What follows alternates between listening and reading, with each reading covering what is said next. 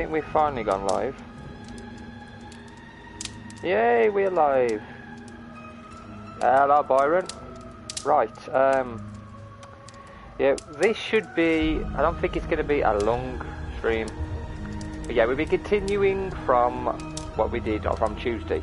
We're doing charity streams to raise money for the cats and dogs affected by the war in Ukraine. I put the link in chat, and I'll add it to the comment section and whatnot later on. But as for the charity, basically they are volunteers that go around Ukraine during the war that's going on, and they don't get paid for this at all. They're just basically volunteers. They're going to every city, every village, wherever they know that there's cats and dogs. Mainly they're now strays because they've lost their owners, either through their owners having to leave or through their owners sadly being murdered. So yeah, it's heartbreaking stuff. So they're going there and they're feeding these cats and dogs and trying to save them from what's happening. So that any money donated at all is appreciated. It goes towards them and them feeding the animals. Like, all the money they use is basically just used for transporting the food and feeding them. Like, you can read the bio on the actual Just Give site if you click on the link. But anyway, yeah, as for the game, last night was a long one, as Byron will know. We spent 8 hours plus a couple of minutes, I forgot, going through all the cases. We got to the 5th case. 5th case took absolutely ages to do. In the end, because it was getting so late, I think it was like just after 2 o'clock in the morning or something like that, I decided to just end the case. It wasn't exactly what I wanted as far as like the decisions that we could have had, but I needed something else and it was taking too long to get it, so I thought, we've decided it was the monks that killed them because they did steal the plants, but it is what it is. And now we go to our last case, a half moon walk. Now, we were asked by the children who've been helping us to go for dinner. Now, Holmes loves the idea of going, even though the kids were going to offer us hedgehog stew or whatnot and rat pie. I forgot the exact meals they were giving us. Watson didn't want to go, but then one of the children came in and told us that his brother had been arrested for 2 murders, which he knows his brother didn't do. Yeah, Byron, it was after 2 when I finally decided to give it up. It was another hour. It was just, there was more things that we found. It was crazy. But yeah, we're going now to Toby. Hello, Toby. All you need now is a shawl and a mop cap, and you could be Mrs. Hudson's younger sister. Oh, we're not going to tell her that. But yeah, it comes to this one. We now have to go and investigate one of our friends. One of our friends' brother's been arrested for 2 murders. So, I don't think this stream's going to be anywhere near as long as last night at all. It's not. I don't think it's going to last hours and hours and hours. Maybe an hour tops, probably less, depending. But regardless of when we finish this, I'll end the stream. I have to anyway to do another one. But then I will come back about half an hour, maybe or so just enough time to get me some more drinks, so we can then start the next Sherlock Holmes game. So let's get to it. So we're going to Half Moon Street. Let's go. You're a madman. Hope you slept good. I caught up a little bit with some of my sleep. I'll be alright. I can sleep after the next stream. But yeah, it's for charity, so you have to do what you have to do, don't you?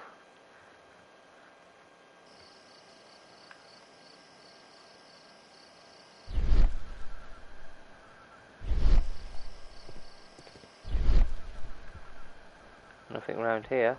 It's on this wall. Posters. Who's this? Okay, so we can't talk to him. He's just some man lying in the street, so we have to go down this alley. This dark and creepy alleyway.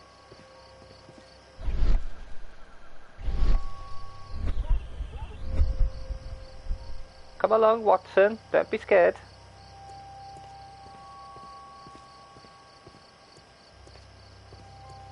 Oh, damn.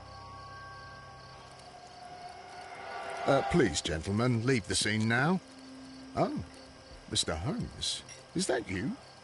Good evening, Constable... Constable Marrow. I was here with Inspector Aberline during the Ripper case, Mr. Holmes, back in '88. But then this is nothing like that case.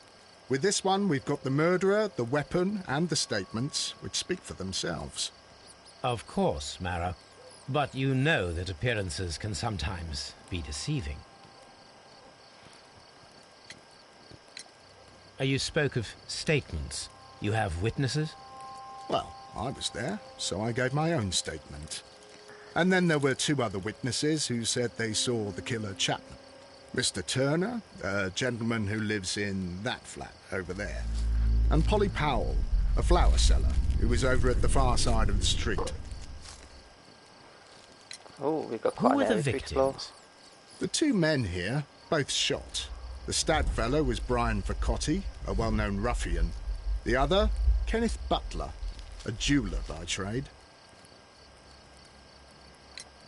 So, Constable Marrow, I should be delighted to hear your testimony. I was standing at the north side of Half Moon Street. That was the side that you came from.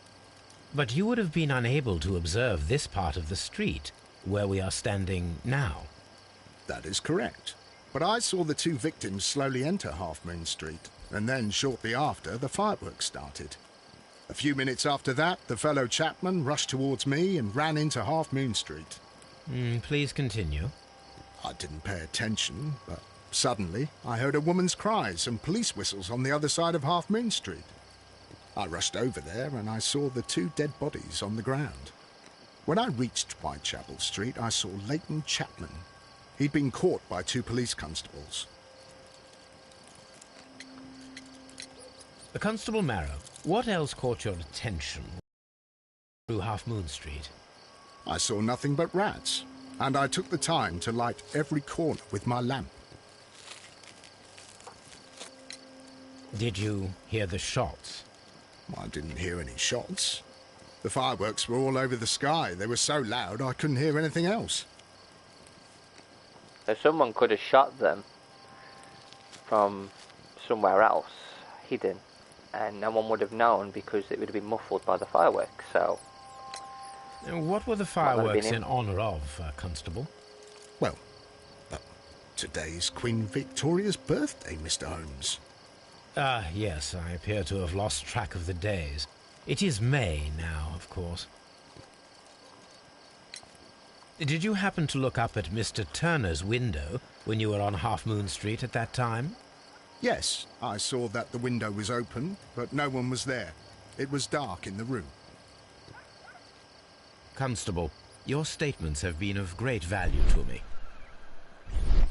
Let's have a look around. See if we can find anything of use before we actually look at the victims in question. Can't see any murder weapons. I wonder if they found the actual gun.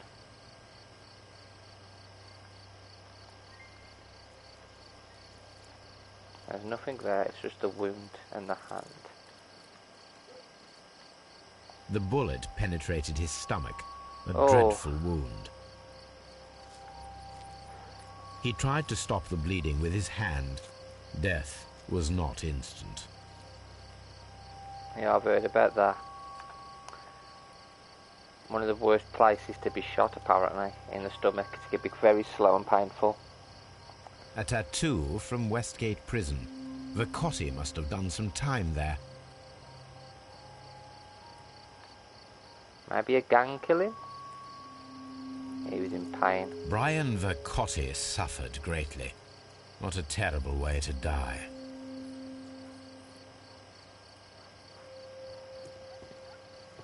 How about the other one? He was shot in the head. Instant. The bullet struck his head. This man didn't stand a chance.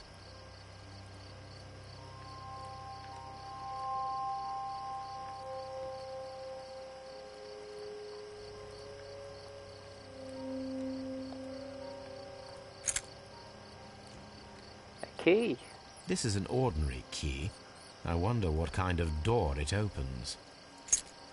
We'll just take that and do Sherlock things.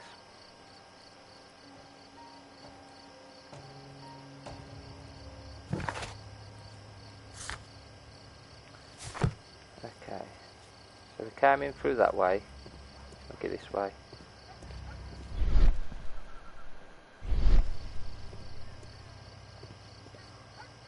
Good evening, Mr. Turner. I heard Constable Marrow reply to you as Mr. Holmes. Are you that detective gentleman? I've heard of you. And well, I know things about this evening. Excellent. Might we hear your story? Could you tell us everything that you may have seen or heard? I was already in bed when the fireworks started. A few moments after, I clearly heard 2 gunshots from outside. Please continue. I quickly got up and I grabbed the lamp from my nightstand and I rushed towards the window. I looked down and I saw 2 bodies. And there was a man with a gun who was standing nearby. Where exactly? Well, near this body. Did he notice you? I don't think so. He rushed towards Whitechapel Street without looking around.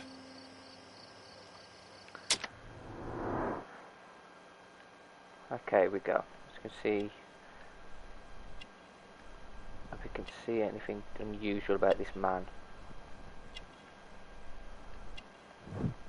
Medal clasp, balaclava. Crimean War.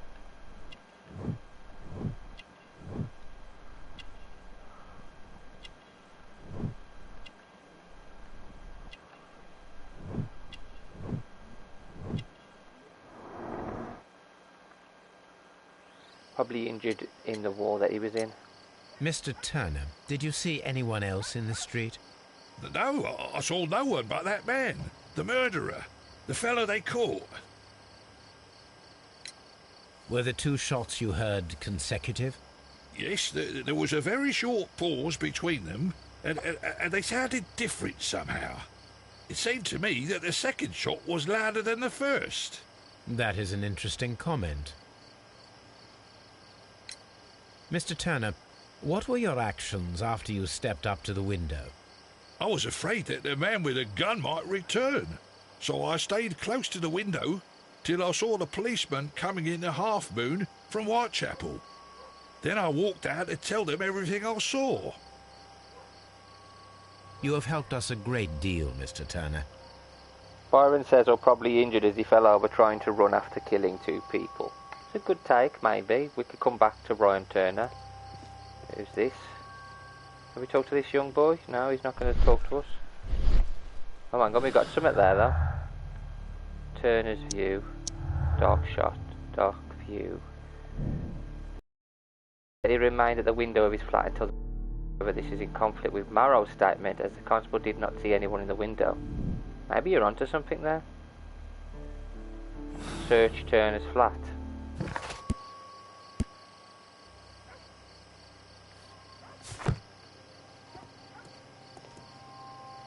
You might be onto something. Mr. Turner, you have stated that you remained close by your window after the crime, is that correct? Very true. Oh, yes, Mr. Holmes. I stayed at my window until the policeman arrived to examine the dead bodies. Liar. He's a liar. That is very interesting, Mr. Turner. Constable Marrow stated that he did not see anyone at the window when he was running through Half Moon Street. Well, I think Constable Marrow and me, we might have been distracted by the whistles and shouts coming from Whitechapel. We could have missed each other somehow. You understand what I mean? It was a bit of a stressful moment, He's to tell lying. you the truth, sir. Allow me to form my own theories, Mr. Turner. Would you mind showing me the view that you had from your window? Not at all, Mr. Holmes. Please, follow me. He's lying about summit. Mr. Turner appears to live very modestly. This fire is dying out. It was last tended to over an hour ago. What was he doing for an hour? What was he doing for an hour?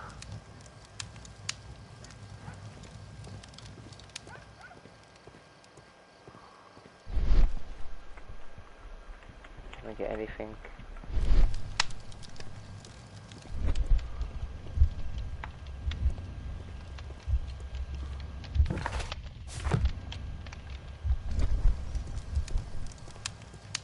Is this on here? I think. Got that there. I don't think I can interact with anything else, can I? There's a window there, there he is. Kitchen table. He's trying to hide the truth, he's got a kitchen knife. This kitchen knife is quite sharp. Is that it? Kitchen table, sweepings, shredded paper.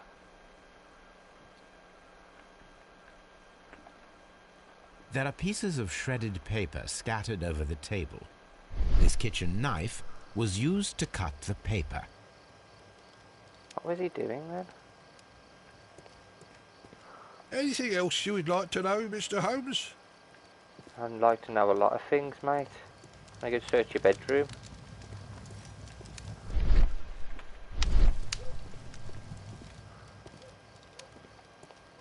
Mr. Turner was roused from his bed by the sound of gunshots.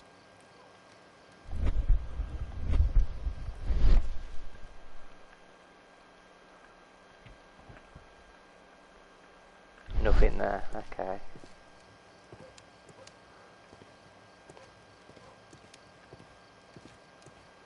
Okay, let's go to the window.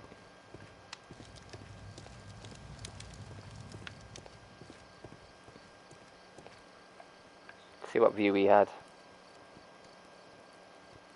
Oh yeah, exactly. Why didn't he use the fire? So, that's the view Mr. Turner had when he opened the window. He had the perfect view then. The dead body of Kenneth Butler.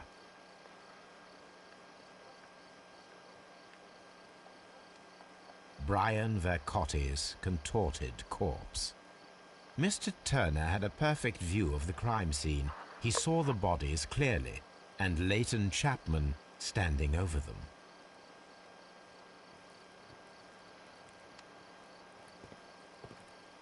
Anything else you would like to...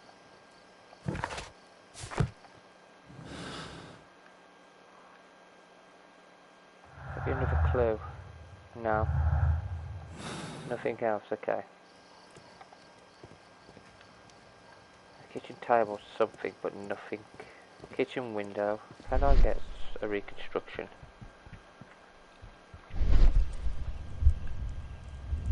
I can't reconstruct that yet. Okay, we'll come back.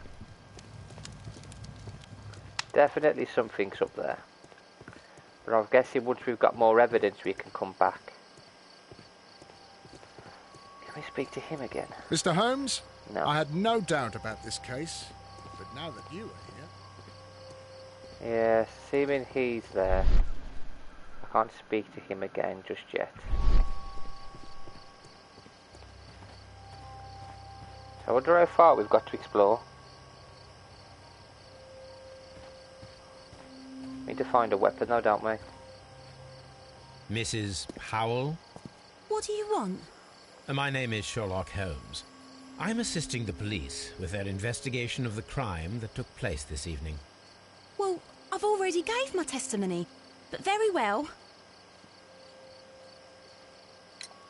Could you tell us everything that you may have seen or heard? Yes. I was selling my flowers as usual, and then the fireworks began, in honour of Queen Victoria. I enjoyed those. But then, all of a sudden, A young lad ran out of Half Moon Street and stopped just by me. He had a gun in his hand. He was like a ghost and all covered in blood. It was dark, but I could see him because of the flashes from the fireworks. And then? I screamed as loud as I could. I knew that a policeman should be on duty in the vicinity.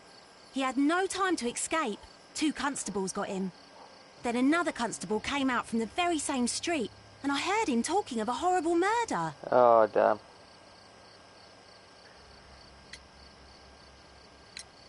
Did you see anyone else leaving Half Moon Street, prior to or at the time of the crime?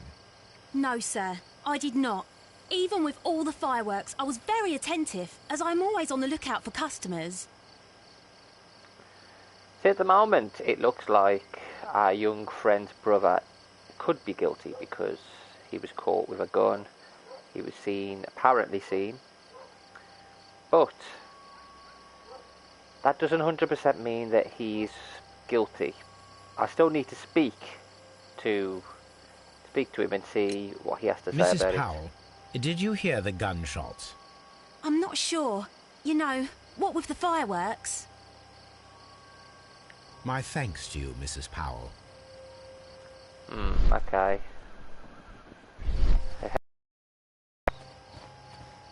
The door here. Locked. Have I got a key? Locked. Can I use the key? For this one? Locked. But I've got a key. Oh, can I go over here? Okay, we can't get down there. How far can we go the opposite way?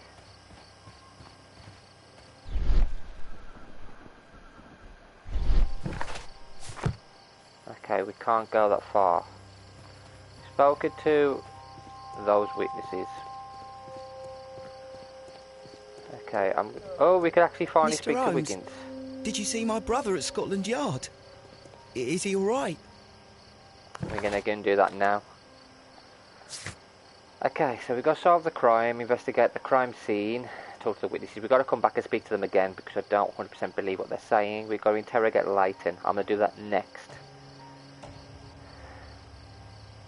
Okay, we'll speak to him next. Yeah, these were the ones we've done so far. Kew Gardens. Yeah, just for those who didn't see the end of the stream yesterday, we did go with the Divine Syndicate. It was the quickest way to do it. I could have done it like pretty much straight away, but I wanted to see if I could get any more evidence, but it was getting really late, so I thought we'll just go with that. Anyway, I don't want to fail him. Although his brother does look guilty at the moment, he was caught with a gun and covered in blood. And he was apparently seen, where the 2 victims were. Now we have to speak to Leighton. I'm going to check to see what evidence there is. Because if we can check the wounds, maybe we could see what bullets were pulled from them. Mr. Holmes! Match them to the Whatever weapon. brings you here so late at night? I'm interested in the case of young Leighton Chapman. He was arrested earlier this evening and accused of a double murder. I beg your pardon? That case is quite clear to the police. Or are there any new facts that we don't know about? Who knows, Inspector? Look, you are free to investigate, of course, Mr. Holmes. Chapman was arrested with a revolver in his possession, which you can find in the evidence room. The suspect himself is in custody. Did you find anything else on his person? A few personal belongings. Nothing particular, Mr. Holmes. Thank you, Lestrade. Byron says you reckon he's been framed. Mr. Holmes, what is the trouble with that lad? Isn't he guilty? Really, I don't think. Maybe he has been. Maybe he has been framed.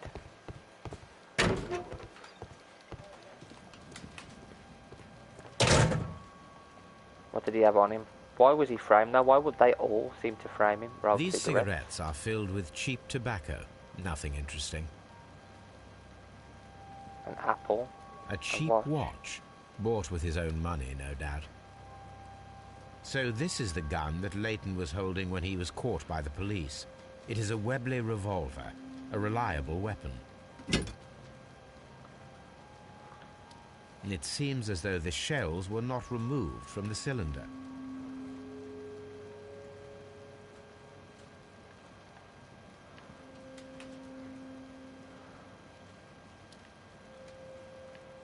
It seems as though the shells That's were not anything on it. removed from the cylinder. Was it fired? Hang on, there's one missing. Two. Hang on, how many shots are missing? One. I can't see the others.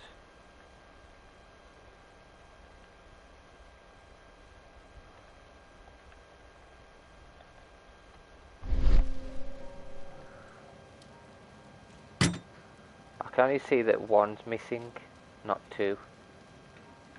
Maybe there is two bullets missing, but I can't see that. So I'm not going to jump to conclusions. Maybe there's only one. They move the body yet for us to investigate. Let's speak to him. Please escort this suspect for interrogation. Good evening, Mr. Chapman. Who are you? I've got nothing to say. It's all... Calm down, Leighton. I have come here to help you. To find out if you truly are innocent, as your younger brother Wiggins has told me. My brother? You know him? Then that means you're... Sherlock Holmes. Oh, blimey. All right, Mr. Holmes. I'll tell you everything. Okay, let's have a look.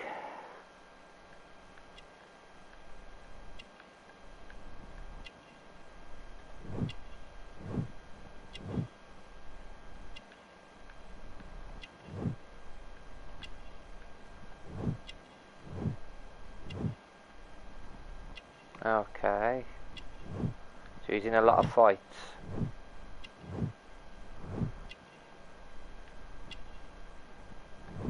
Hot-headed. Oh no.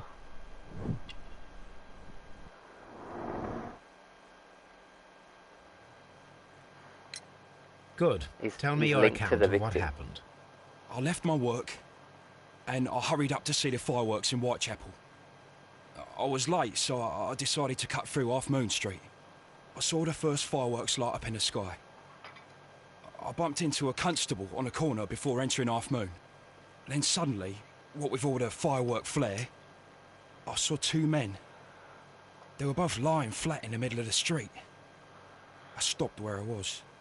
I thought about turning back to the police, but as I was thinking of that, I saw a third person. He was leaning over the body that was furthest from me. The second I saw him, he raised his head and he stared at me. In a flash, I saw his gun, but he made a dash for it instead and he escaped through Whitechapel Street. So you might still have had time to return to the constable. I panicked. I didn't know what to do. Anyway, I approached the bodies just to see if they were still alive. I saw that one had blood pumping out of his stomach. He was dying. It was horrible. The second one was already dead. He had a hole in his head. He was holding a gun in his hand, though. I took it, and then I followed the third man. Okay, that makes more sense.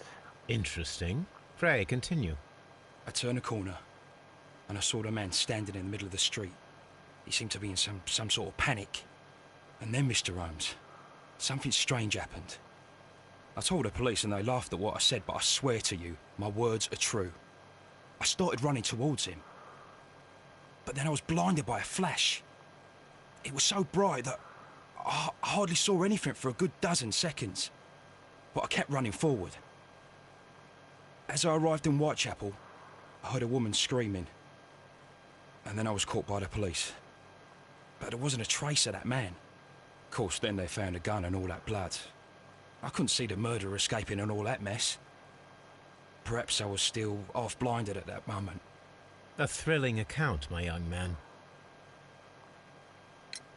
Leighton, are you able to describe the person whom you saw standing in Half Moon Street? Well, I wasn't able to see his face at all. It was too dark, and he was too far away. I could see his silhouette.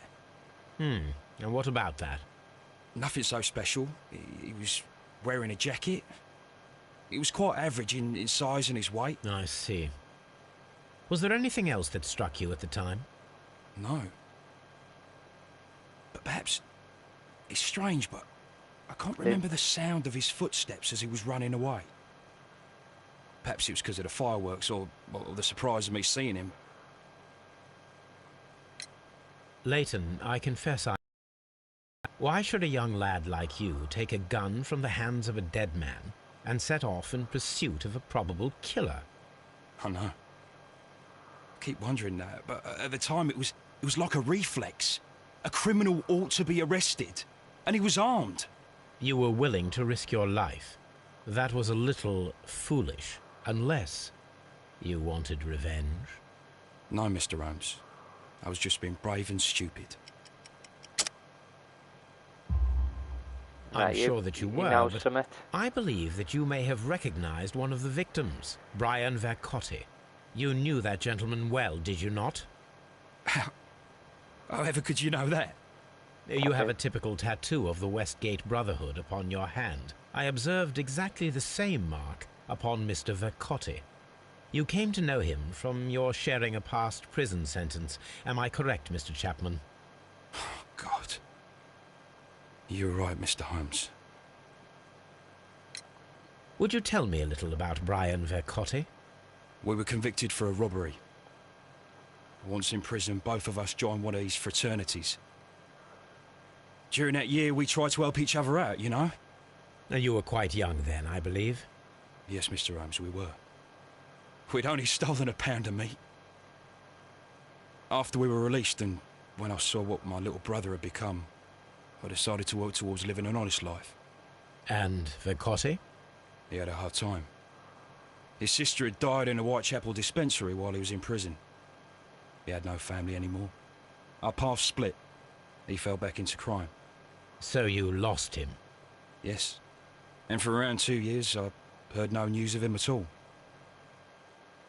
We shall see you soon, young man.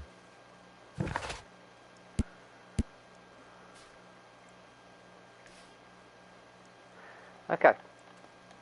So, I don't think it's him.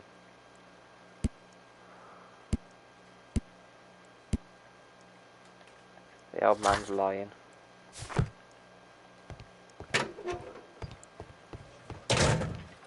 I don't think they brought the bodies in yet, have they? No, we need to know what bullets were used.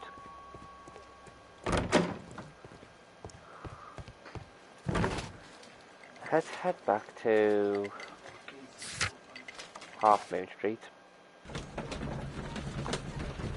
Could he possibly be the old man?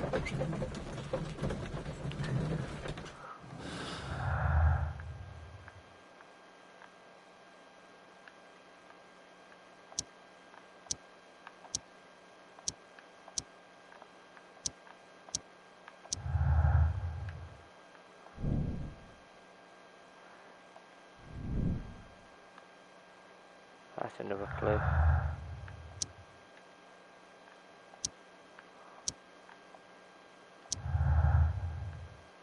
We got lootless. Violent crime committed in Half Moon Street by Leighton Chapman could have had a personal motive. So we got that.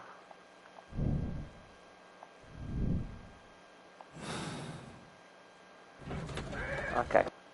I don't think that the old man's saying the truth. I think he may have done it. But why? Why did he do it? That's the question.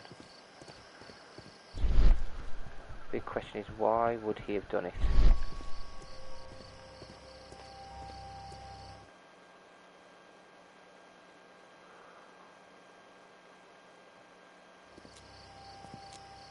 What's up with you, lad? What are you waiting for? I'm waiting for my brother to be released. Your brother? The one that you caught, beat up and imprisoned. Ah, the murderer. He ain't killed no one, copper. Watch your mouth, lad, else you'll be joining that worthless brother of yours.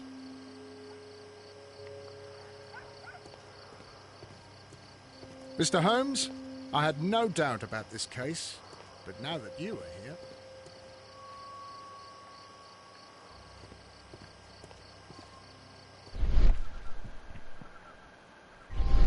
I'll do anything to save my brother, Mr. Holmes. I know, mate, don't worry. We'll figure some out.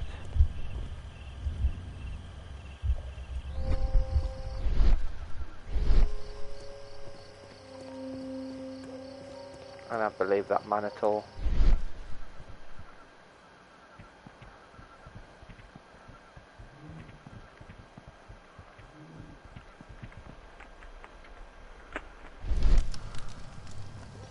Check the fireplace again.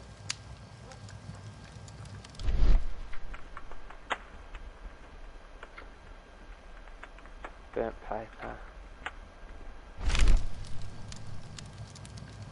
The papers are almost entirely burned. I am unable to see what's written here.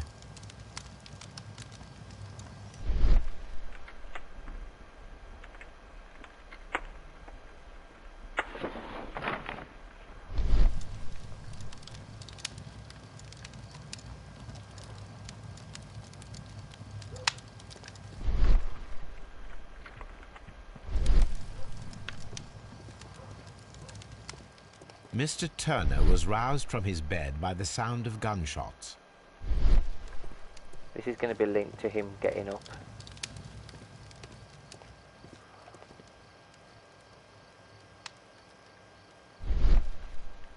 There are pieces... You know about the shredded paper, anything else? Nothing else by the looks of it. He's a liar.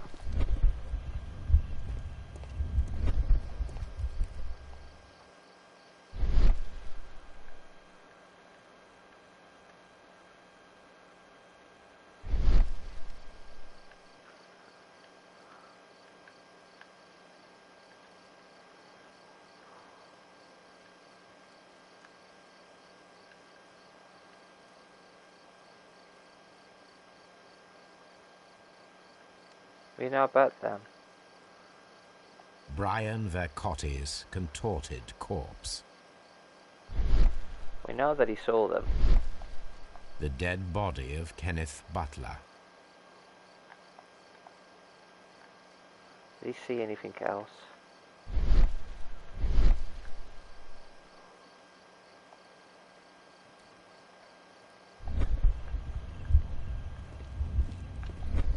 Anything else you would like to know, Mr. Holmes?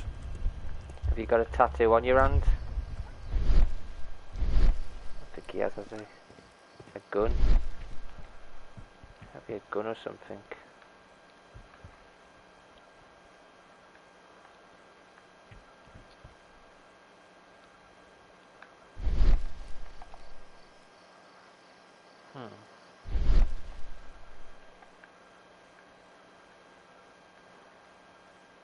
There'll be something around here. And nothing's coming up by the looks of it, so...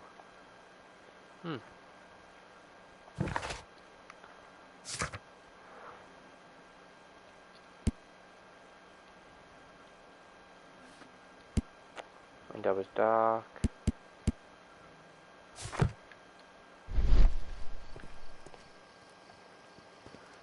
I need to find what this key goes to.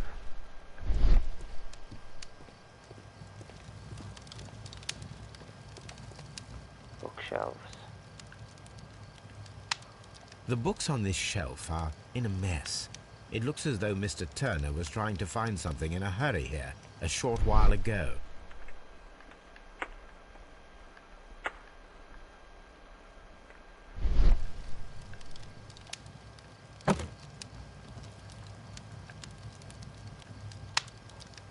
This walking stick is broken. It was placed here quite recently.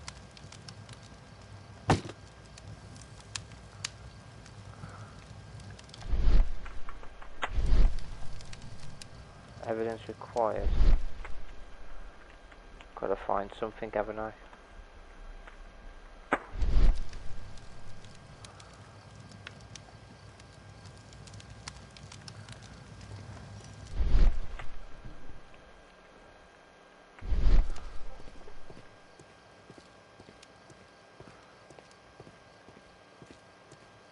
Should be able to search everything, like every nook and cranny, just so we don't miss anything. We've done the fireplace. I'd like to search this. We searched the kitchen table. Won't let me go near the kitchen. Anything else you would like to know, Mr. Holmes? I'm gonna have to find the missing piece of his walking stick. It's gonna be out in the alleyway, isn't it? Somewhere.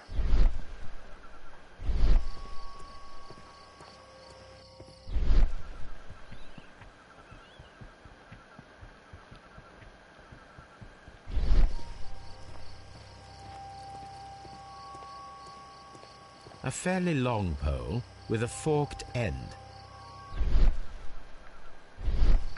A fairly long pole with a forked end. Object of interest.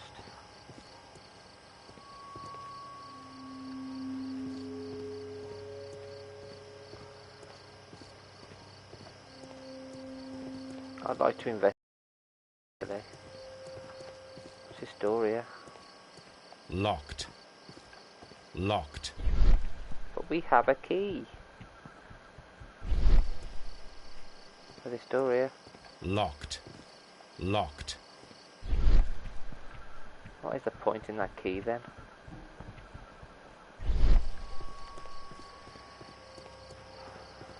Okay.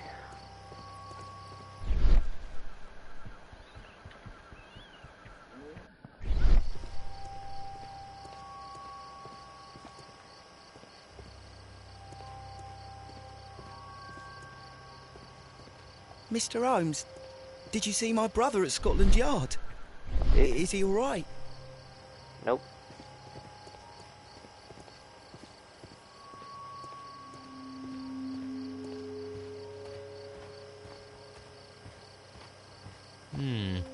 This mirror is turned towards Half Moon Street. This mirror is turned towards Half Moon Street.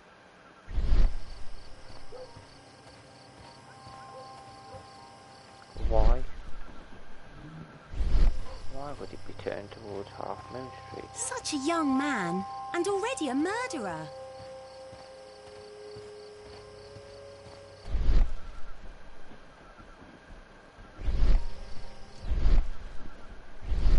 Locked.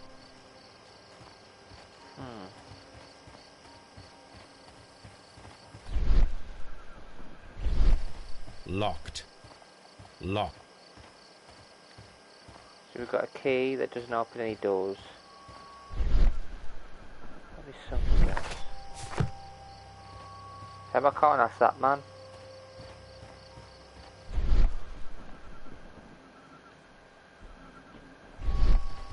What does this mirror bounce off?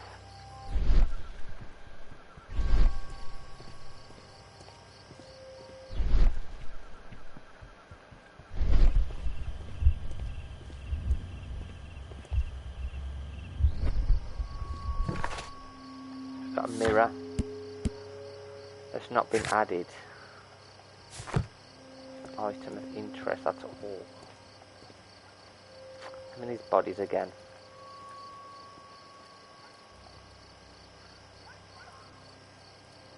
Anything else on him apart from his wound? Apart from the wound there's nothing, is there? Oh, here we go, plates. Struck object. What's this? A piece of wood that has stuck between the cobblestones. Let us take a Off the closer stick. look. It's off the walking stick, isn't it? This shard of wood is quite new. It's off the stick. Okay. Let's examine him a bit more.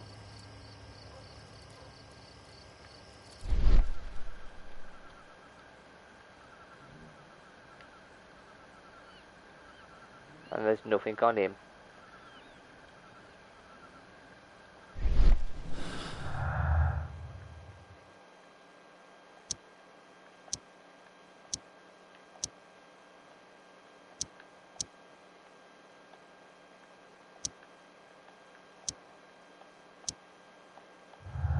Nothing yet. The sticks go together. Let's go and sort that out quickly. A piece goes with a stick, which means the old man was down here when it happened. The old man was down there.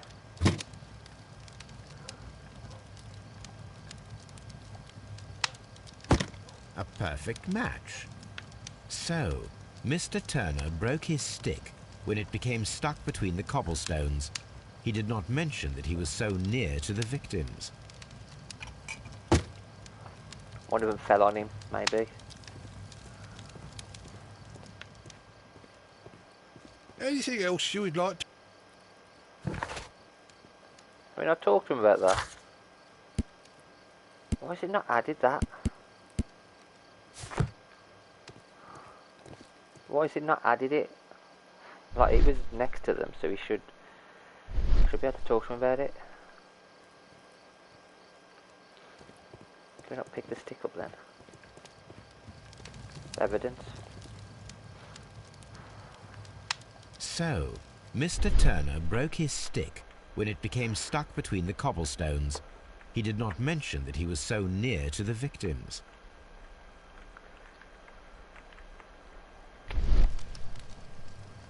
There's some sort of glitch or something that's not letting me talk to him. The books on this shelf are in a mess. It looks as though Mr. Turner was trying to find something in a hurry here a short while ago.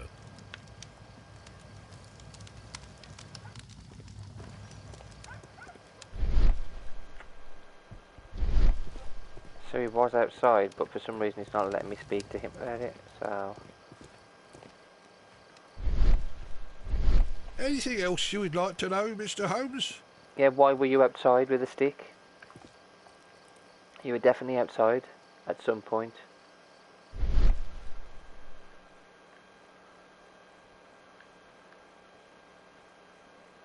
He was never outside, was he? Can we shut the windows, maybe? Can't shut the window, can we? That would... I don't know.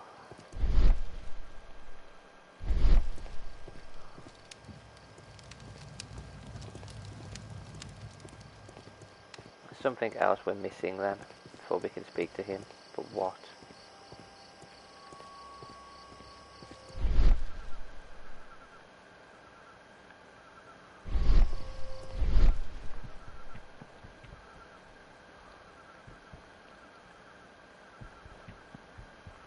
One's a strange one. It would be my pleasure to assist you with your investigation, Mr. Holmes. A fairly long pole with a forked end.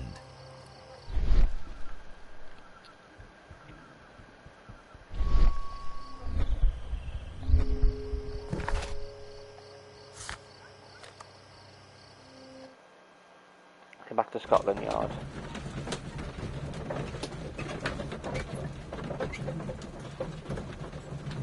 This one's going to be one of those cases, isn't it, that take forever.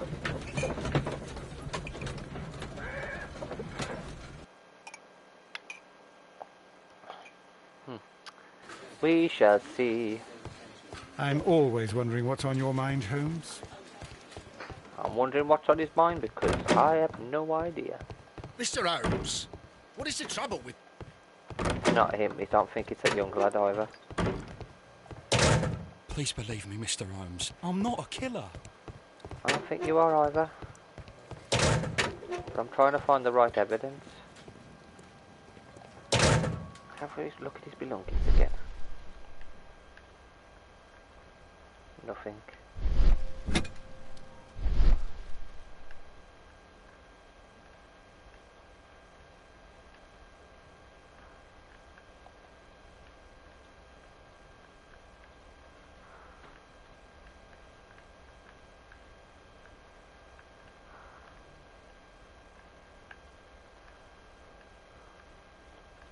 Shame we can't check it for fingerprints.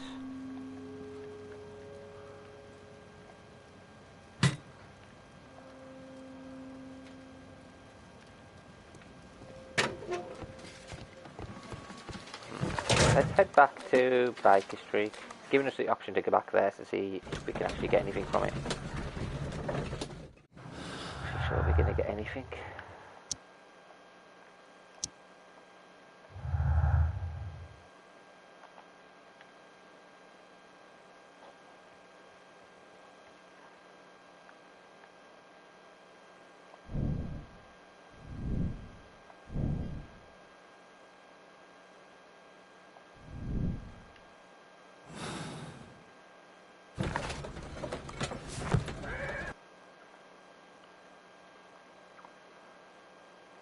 We know he wasn't at the window. We know that for a fact.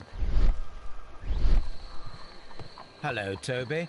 All you need now is a shawl and a mop cap, and you could be Mrs. Hudson's younger sister.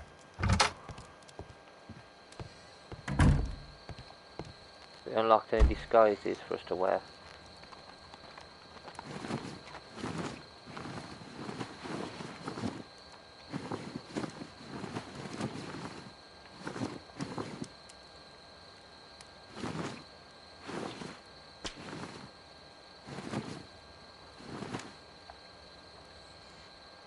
There we go, with green.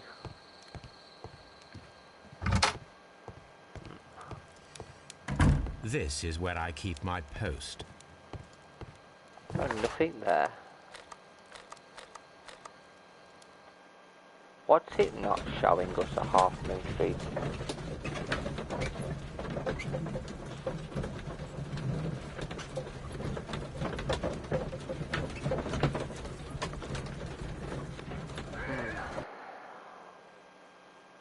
Don't like this case.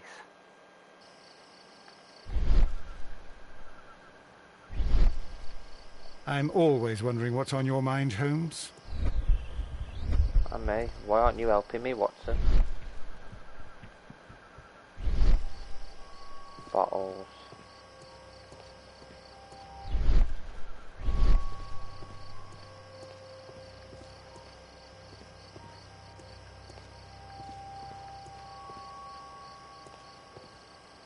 I'm gonna look even in the dark. Found something in the dark, here we go. Why are you looking at me all the time like that? I'm just watching you, lad. I never know what to expect from people like you. People like me? Yes, Hang on. street beggars and thieves. I ain't a thief. Oh, no? Then where did you get whatever it is that you're gnawing on? I very much doubt that you bought it. What ain't seen can't hardly be stolen.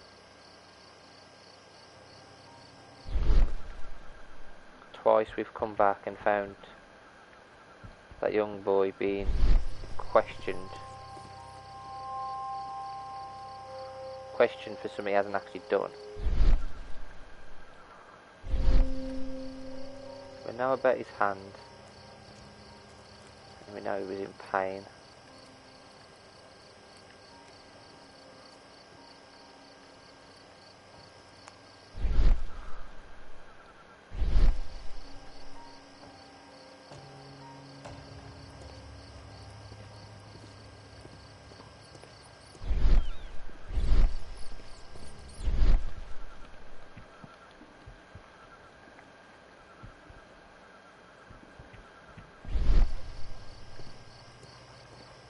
It would be my pleasure to assist you with your investigation, Mr. Holmes.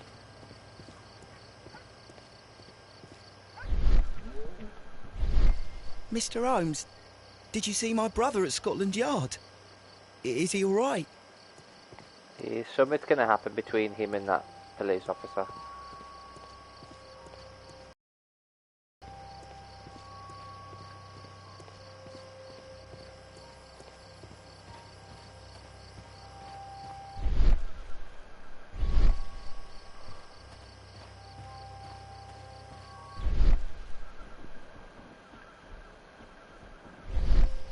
Locked.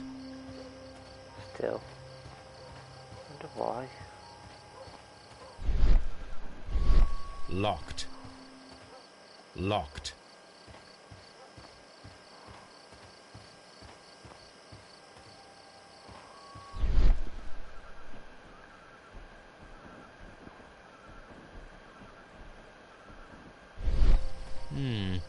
This mirror is turned towards Half Moon Street.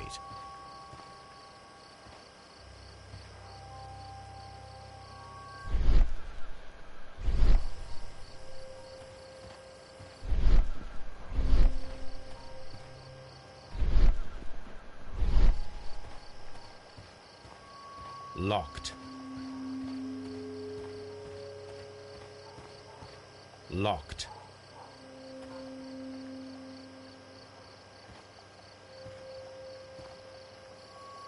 Can't talk to him. No, I can't talk to him. Locked. He won't let me do much else.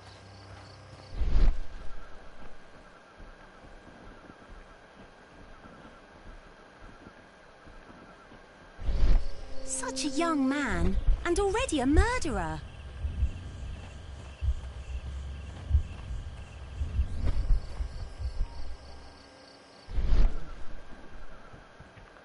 Is he though? So I'd like to know, is he really a murderer? You've been to Aldi shopping. I've only found a few extra clues, nothing else.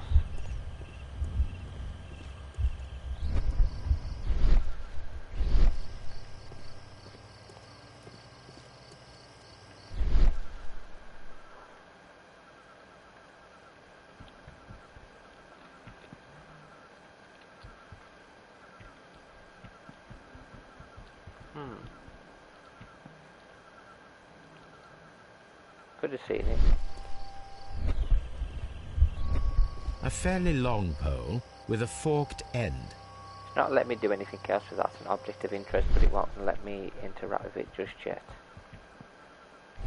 Why I can't just pick it up?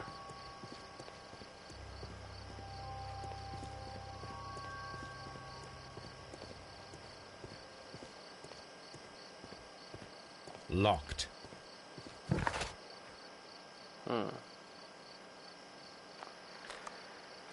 Front yard, Baker Street. Okay. Trying to think. You know what?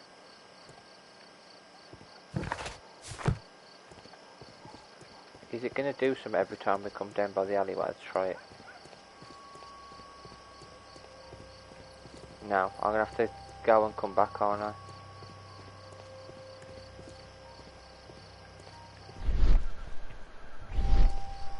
Every time we've come past after travelling somewhere else, the police officer's having a go at the young lad. So I'll try and see if he says something else. It's a difficult one. Different shots.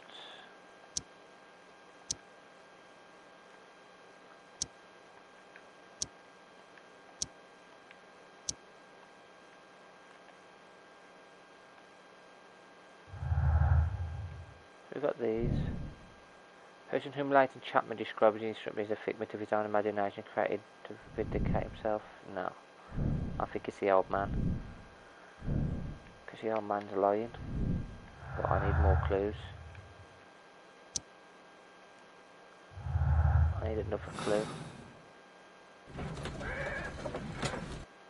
Get another clue. It's got to be somewhere.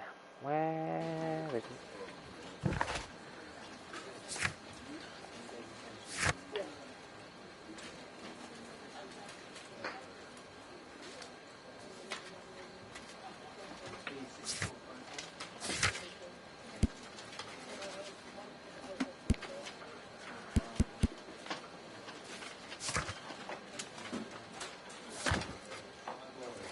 Okay, so he's in his 20s, hot-headed, and then you got this man here, Ryan Turner, 60 years old, veteran of the Crimean War, fact which he's very proud, his leg was almost likely injured during his war. Okay.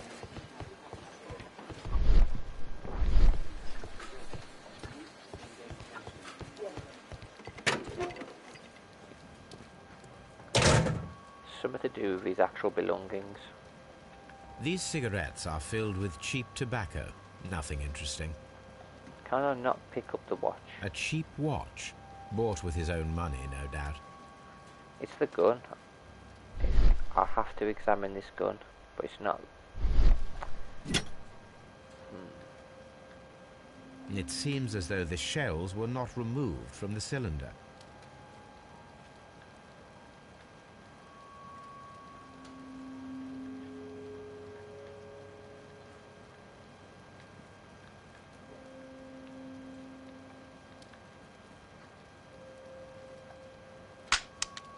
Ah, there we go.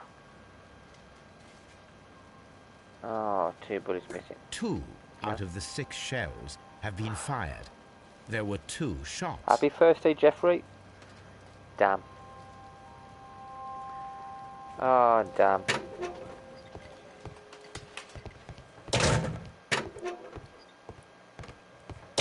Tell old Wiggins that I'll be fine.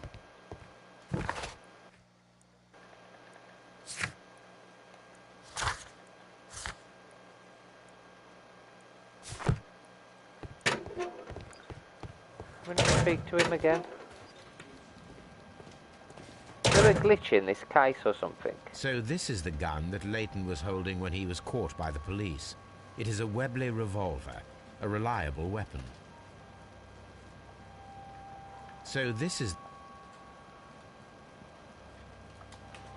Smackdown tomorrow night, certainly. I'm wondering what are they going to build towards. Apparently Bray Wyatt may be returning at some point. Mr. Holmes, what is the trouble? The trouble is, it's not the boy.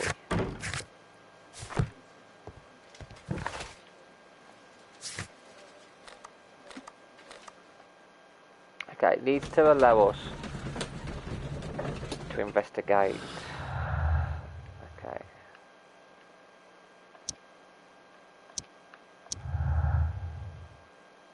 Here we go. Personal motive. Turner could hear the contrast between two fired shots as they were made from different points in Half Moon Street. Turner could hear the contrast between two shots fired, as in fact 3 shots were made. First a single shot was fired and then 2 guns fired simultaneously direct towards afterwards. That doesn't lead towards imaginary man. If you go firing position, that links a bit better. So we need another clue. None of these work. Then you've got Leighton's revolver. Double murder.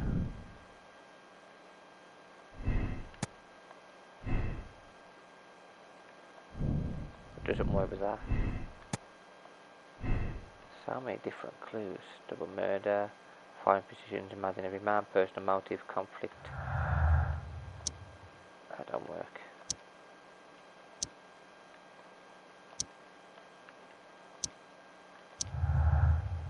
And we've got another one here.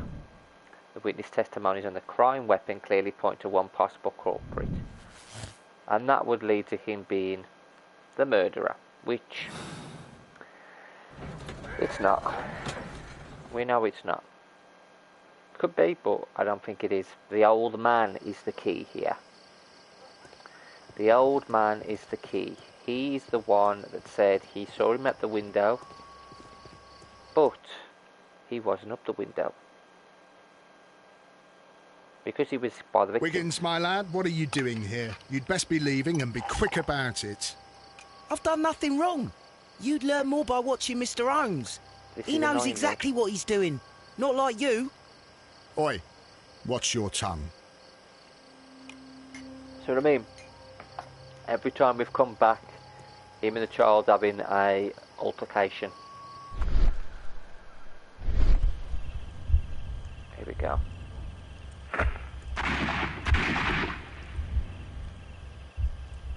Oh, hang on a minute.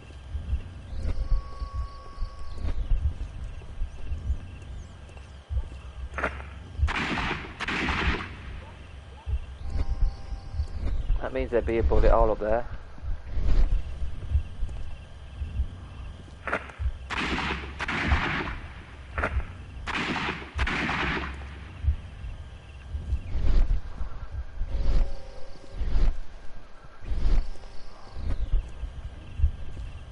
Means there should be a hole up there. I am unable to see any higher. I need to find something to lift my lamp.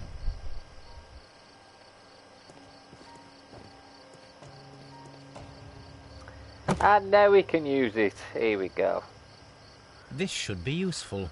Yes, it should. Let's see if there were different shots fired. Did they kill each other, maybe?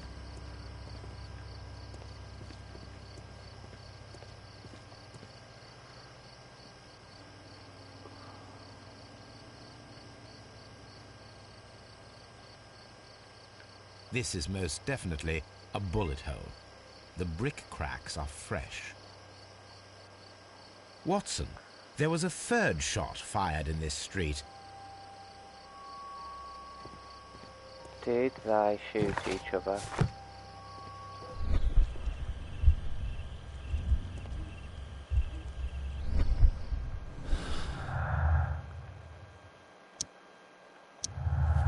Did they shoot each other?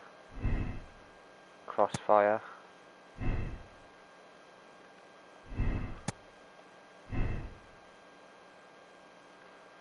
But what was his? Why did he lie? None of them work. I need another clue first. At the moment they don't link.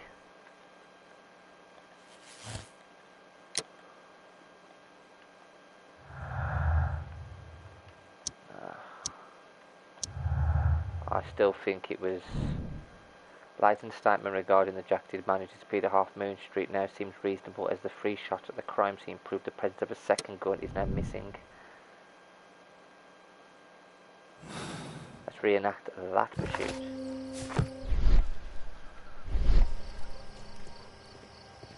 Now I have to reenact.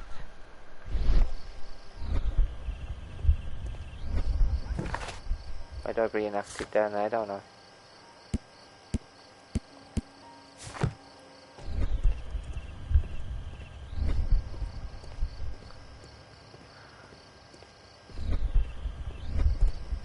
Mr. Holmes, did you see my brother at Scotland Yard? Is he all right? Talk to him now. Constable Marrow, I would value your assistance in this investigation. It would be my pleasure, Mr. Holmes. I would like to make sure that there are no places in Half Moon Street where a man could hide while you were running through it with your lamp. All right, Mr. Holmes, what should I do? Take your lamp and start walking, just as you did before, and try to find me. Understood. I've got to hide.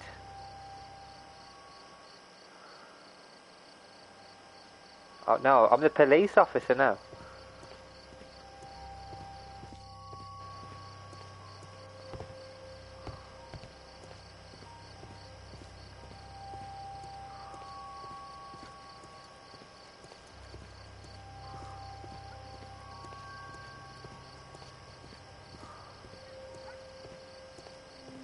I can see you very well, Mr. Holmes. All right, Constable. Let's try again. I'll find another place to hide. It's that man, isn't it?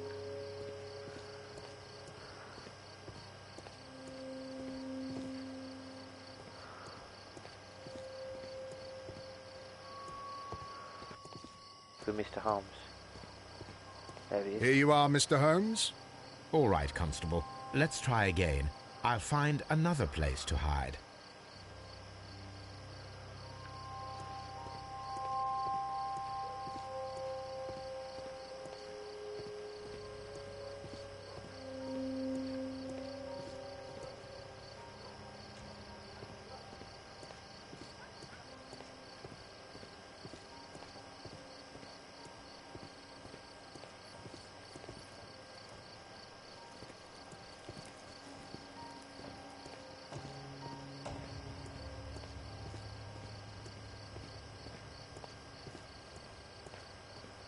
Where's he gone?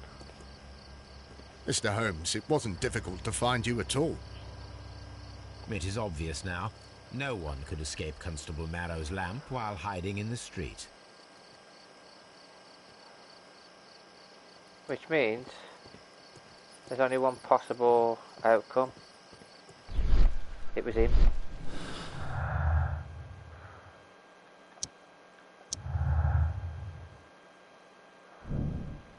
If we can assume that there was one more person in Half Moon Street at the time of the crime, then there was no way forward or back for his escape, only up. Let us reenact the action, recreate the fireworks described by Light and attempt to climb the wall.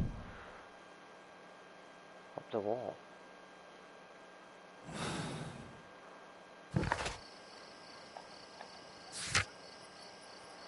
Okay. Find the flare gun to annihilate the fireworks and tools for climbing the wall.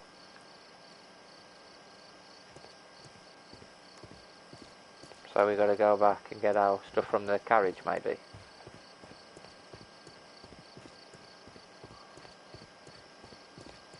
We got stuff on the carriage. Where would we get the fireworks and that? Find the flare gun. There's the flare gun here. Is that what they're saying? The flare gun's already here. Okay. Where's this flare gun?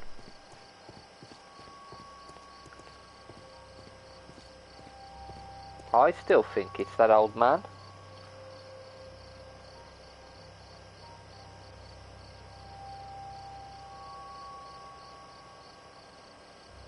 Yeah, I saw that message. You said it came from the window.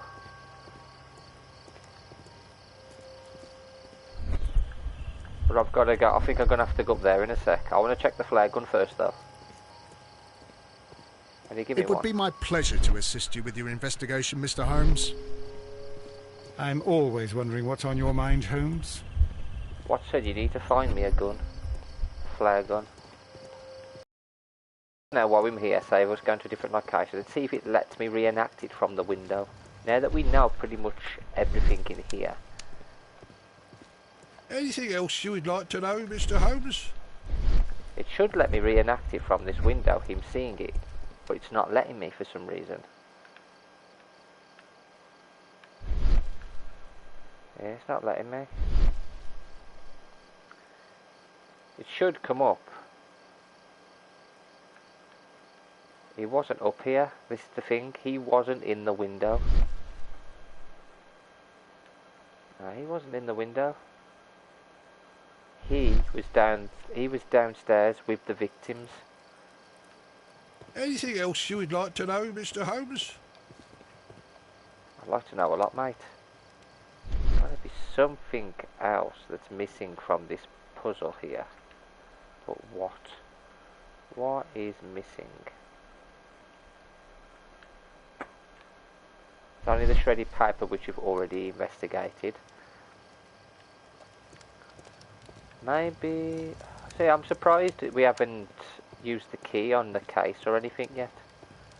Let's check the fireplace again.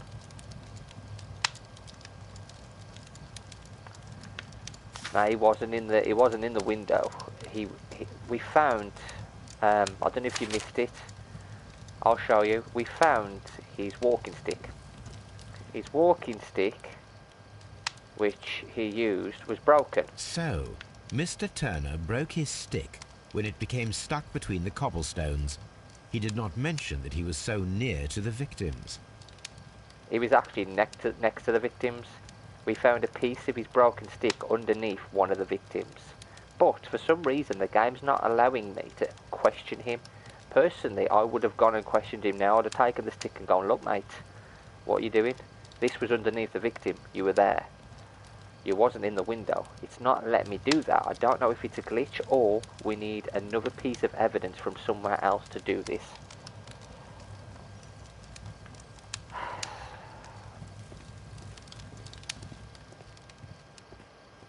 We need to find... He was down there. He obviously shot one of them.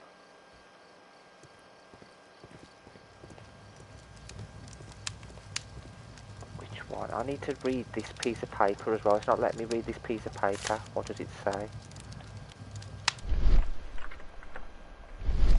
The papers are almost entirely burned. I am unable to see what's written here. Gotta be something. Here we go. These words are illegible. The papers were thrown into the fire just a short while ago. Just a short while ago. So, can we question him on that? Anything else you would like? Still no. Now we can do it. Okay, now we can do it. He approached the body, took something, broke the stick, took something, approached the body, one, took something, one, and he took something, which is two.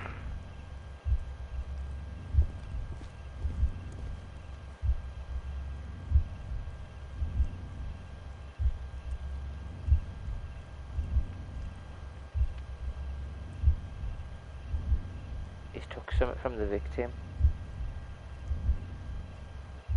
broke his stick, No, it didn't happen this way. No? Okay.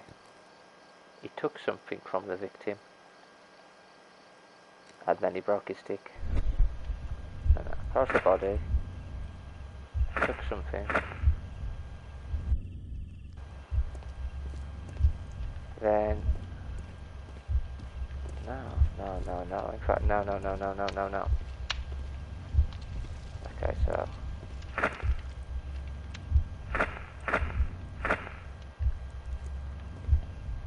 I'll reset the sequence. There's three record sequence, that's one. One. Place the broken stick.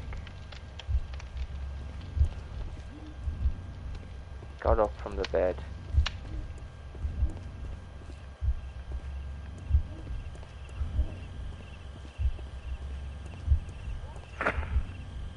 Two.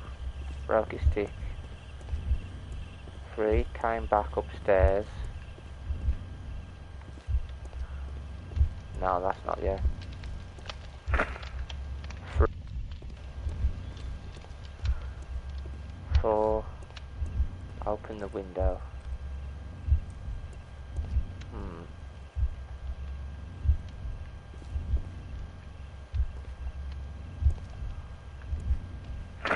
Cut papers up.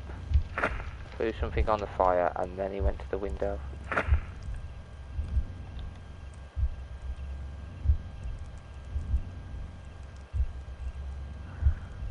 I think.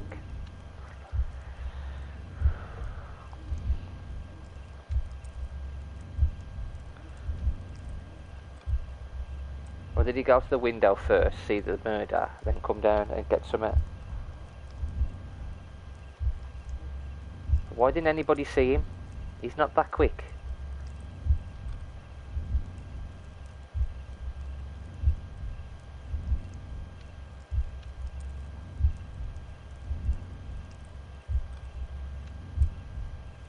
This definitely was sus from the start.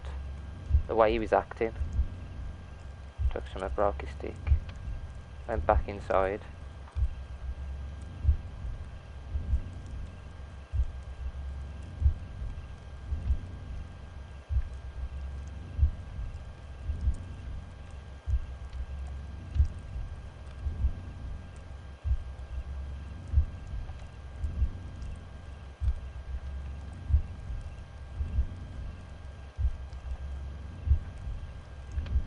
No, it didn't happen this way.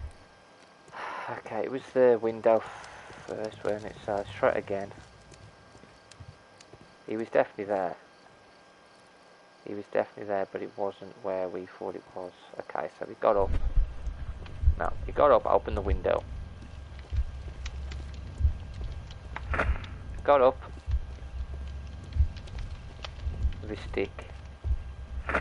Opened the window. Saw that the two people had shot themselves. Then he went down to the body. And he went down here. 3. And he came back upstairs with that thing that he picked up.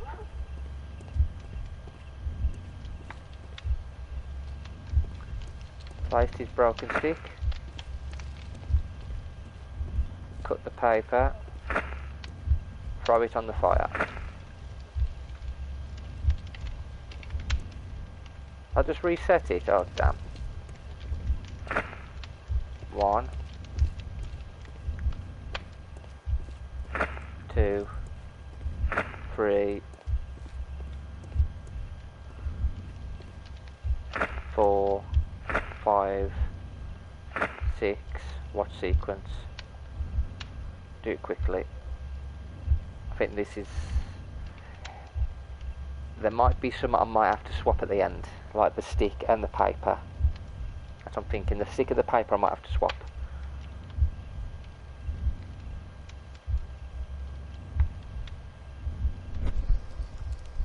Or not. So Mr. Turner used a book to hide an object that he found on Kenneth Butler's body. The question is, what did he find? What did he find indeed? Books. fat prints. I can see prints from greasy fingers upon the cover of this book. Let us take a closer look. I've got a golden ticket.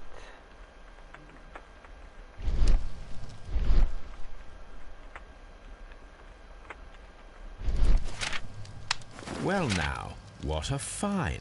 A precious jewel, concealed inside a book. You've got a golden ticket. A bracelet with a unique ram's head design, a distinctive feature of ancient Grecian artifacts, probably of the Hellenistic era. Let's go and confront the old man. They shot each other, but he was there.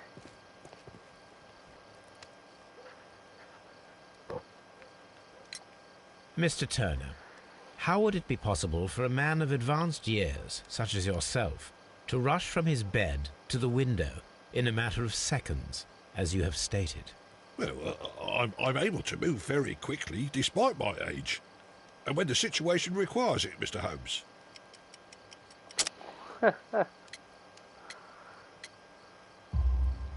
I highly doubt that, Mr. Turner. I observe that you suffer a severe limp due to your injured right leg. It would have taken at least 10 seconds for you to approach the window.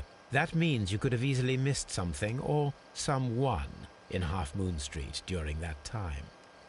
You're right, Mr. Holmes. I could have missed something. But it did seem to me that everything happened so quickly. Time can pull tricks on you. And what of everything else that you told us?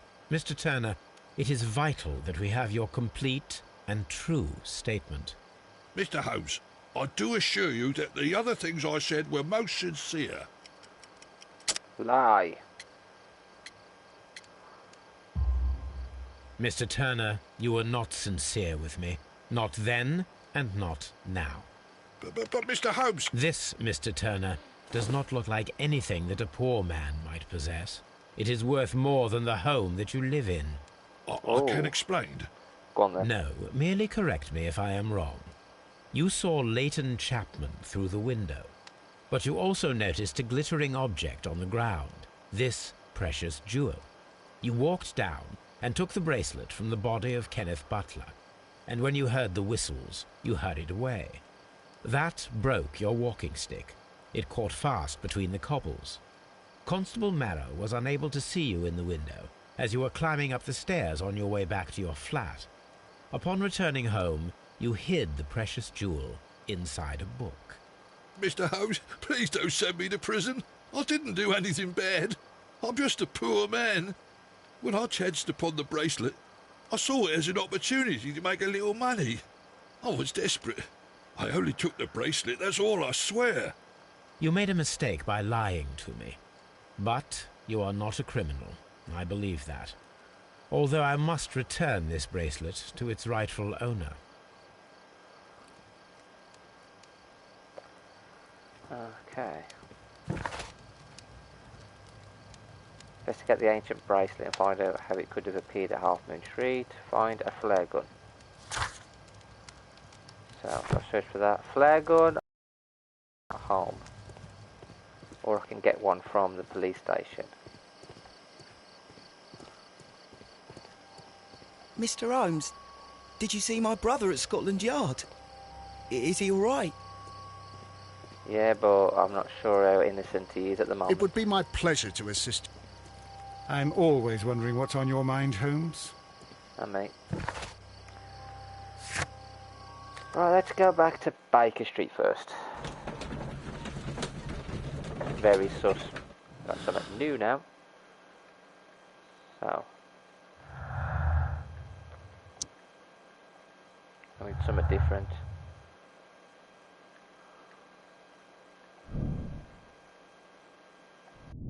I'll do that bit. Otherwise, it's a double murder. Leighton Chapman. I don't think it's him, but we could.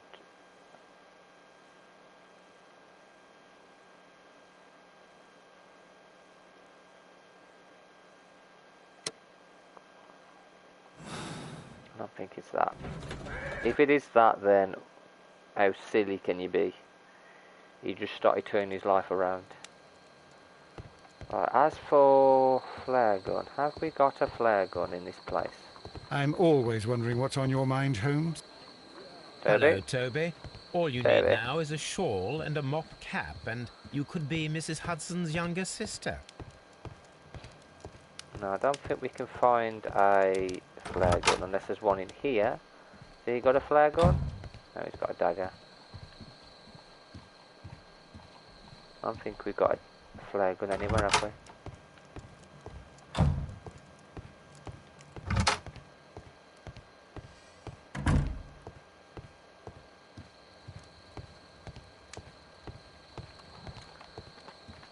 No, there's not going to be one in the wardrobe. Let's examine this. Okay, so we gotta go antique golden bracelet that was found in Mr. Turner's antique. So artifacts, antique. Here we go. These beautiful antique jewels represent a part of the Hellenistic treasures collection. Depicted are the 5 heads of mountain rams upon a bracelet, necklace and ring, each made of pure gold. 5 rams of Mytilene have been missing from the museum since 1885. Here it is. Boom. I need to continue my research in my archives. Okay, we'll do that. Right, one moment. I'm just going to add the link one more time to the chat. If anyone's interested in donating to the cause, it is for the cats and dogs of Ukraine, those that have been left abandoned due to the war in Ukraine. They have lost so much already, the people. And they're not the only ones suffering, the animals are as well. And the charity, I looked up on Just Give, and I saw that the volunteers are over there, and they are going from city to city to village. They're all going all over Ukraine, and they're finding the animals that have been left abandoned and been left without an owner, and they're feeding them, trying to keep them safe from what's happening. So any money at all is appreciated, and it will help the animals over there. So we're going to continue our investigation here. Okay, 5 rams of Mytilene, so I'm guessing 1885. So over here. The Hellenistic treasures were stolen yesterday evening while being transported by cab on their way from the British Museum to the Glassford Fine Art Exhibition. Pawn shop owner Kenneth Butler contacted Scotland Yard that night and provided information regarding a gentleman who attempted to sell him a collection of historical art at his pawn shop in Church Street. The police have since captured the described man, a professional thief by the name of Vincent Foley, who had been in the process of escaping London by the port. He was recognised by the surviving driver of the cab that had been transported to the collection of Hellenistic treasures. Vincent Foley refused to confess to as to where the remainder of the treasures were hidden. He was eventually prisoned. The lost treasures are still to be found. Here it is. One of the victims, Kenneth Butler, was involved in the story of the stolen Hellenistic treasures. A visit to his pawn shop should tell me more. And so the plot thickens.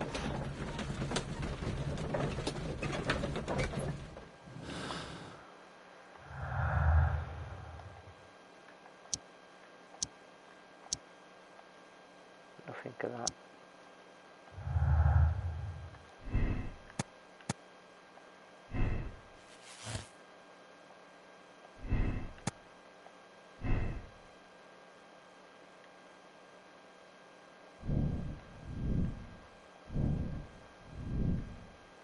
None of them link yet, so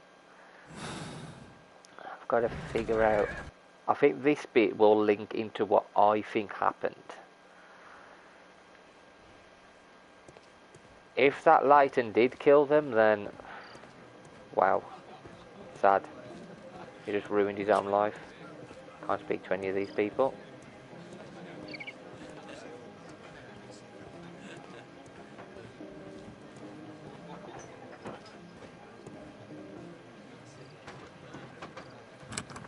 Mr. Butler's key matches the lock perfectly.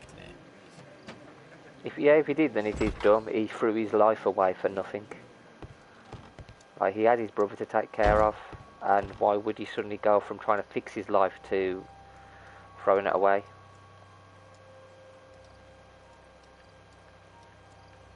These tools are exactly what I need to climb the wall.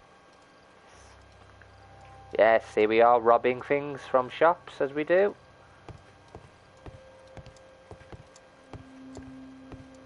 God, Sherlock Holmes would be had for thievery though. Like, there'd be things he just like, I'm just taking this, I'm taking that. I'll do what I want.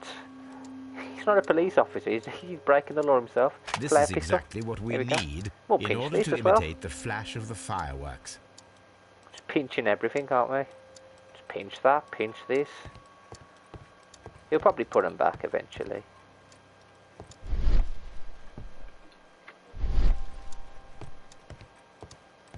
Okay, so I can do that now, but I want to... We need to find some... Here we are, this is what we need. Oh, a necklace.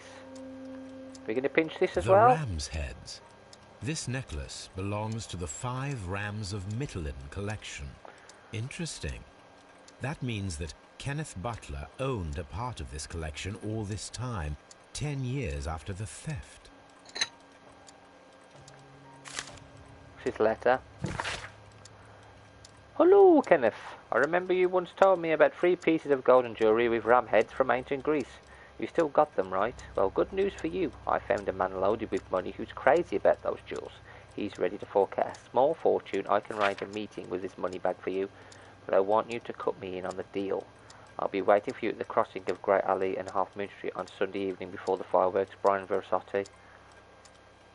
That's the guy who was dead as well. Okay. It looks as though Mr. Butler kept a careful record of his operations.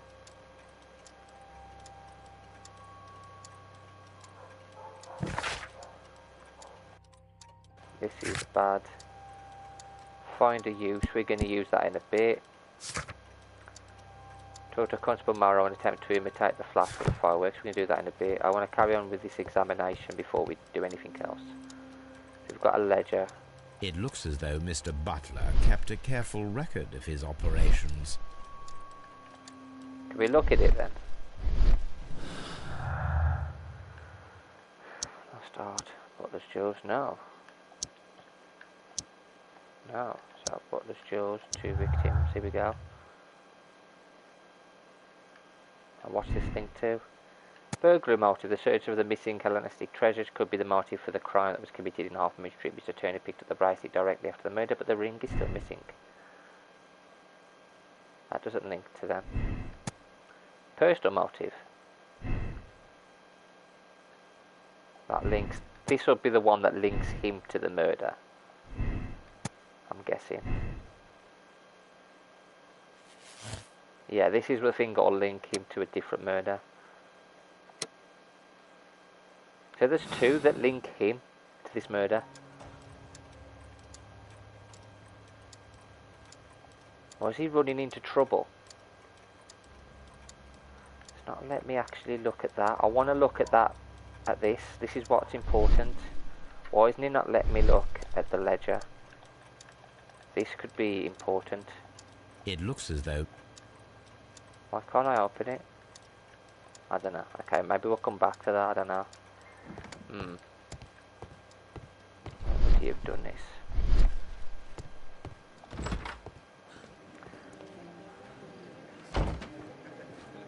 The only thing that makes sense to me is the other guy, the Veretti, was setting up to rob the guy because obviously he had no money, so we just called him up anyway. And then they ended up shooting each other. But then why did the other guy have a gun with 2 missing bullets? Why would he have picked up the weapon? Well, if he has done it, then he's let his brother down.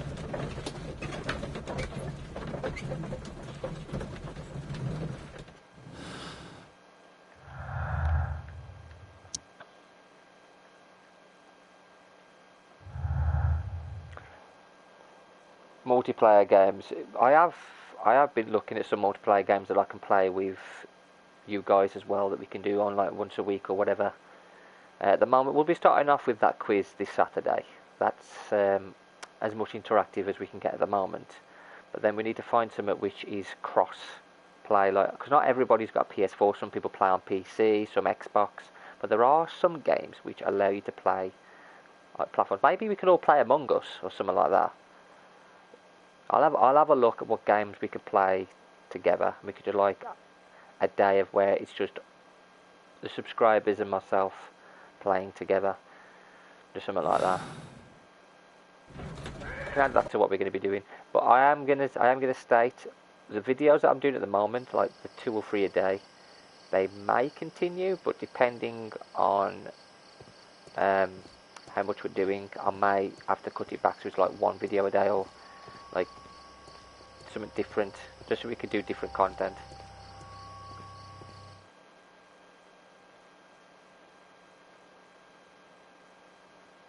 Look here, lad.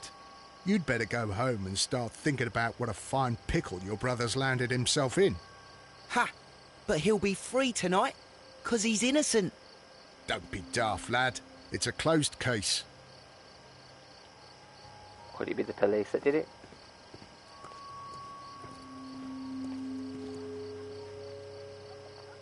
Constable Marrow, Watson, I would like to perform another kind of reenactment with your help. I'm listening, Mr. Holmes. I want to check if Leighton's testimony can be trusted. If someone could vanish into thin air at a specific moment. But Holmes, I don't see how. I am going to be the mysterious gentleman whom Leighton followed. I will stand exactly where he saw him before he was blinded by the flash. Watson, you will be Leighton. When I fire the signal flare, you should start to chase me. Stand, Holmes.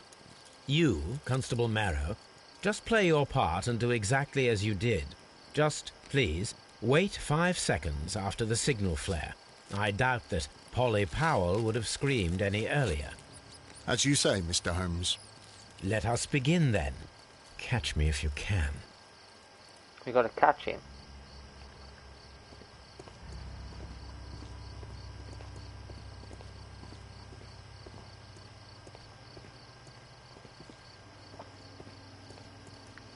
We're doing it then. It would be my pleasure to assist you with your investigation. I'm always wondering what's on your mind, Holmes. I'll go find a spot where a man might be able to climb a wall.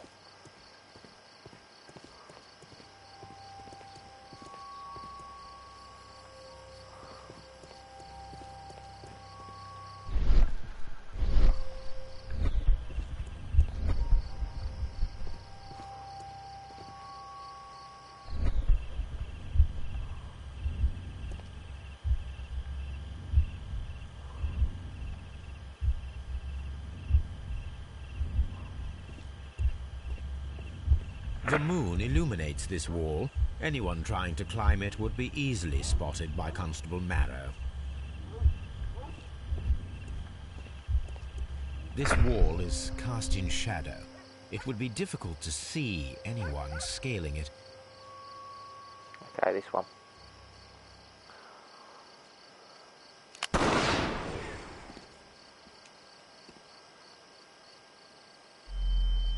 Here we go.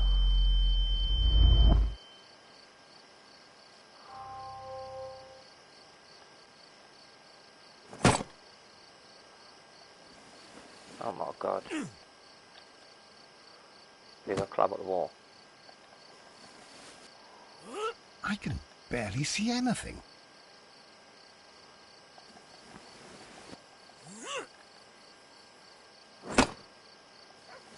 Holmes? Are you there?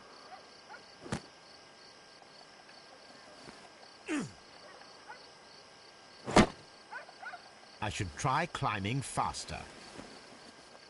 Damn it. I should fly even faster than that, okay.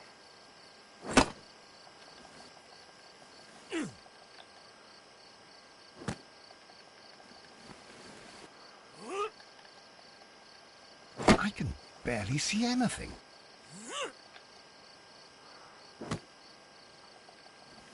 God. I have to be even quicker than this, aren't I? Holmes? Are you there? Come on. Where is he? My God, a man can't just disappear like that. So it proves that someone could have climbed up there. I'm glad you enjoyed the cat videos. Holmes, where are you? I cannot see you, Mr. Holmes. Dr. Watson, it seems that Mr. Holmes has disappeared. Don't worry, gentlemen, I am up here, above your heads. How on earth did you get up there, Holmes? I am using crampons and a climbing axe, although the person we are looking for did not leave any traces of such tools. Constable, is there any way to get to the top of this building? Yes, Mr. Holmes, I can show you. The door to the building can be found from Whitechapel Street. Gentlemen, I am on my way down. So we can have a completely different person altogether that's done it.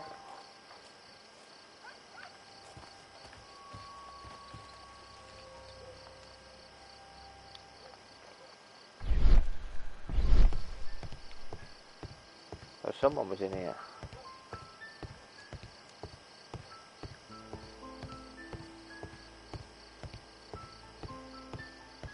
These shards of glass are from the window above. Oh. It's empty. Empty. Don't matter about it being empty, it's a coat. Someone broke through the window to get inside the attic, but in his haste he ripped his jacket.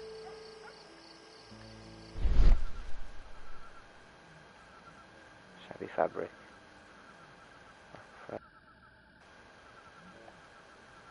A cluster of thick black threads. They're unusually strong. I should examine them under the microscope. We can conclude that the person whom Leighton saw climbed up the wall, broke into the attic window, and escaped through the hatch. Okay, so we've definitely figured something out there. So there was someone. So he was actually right.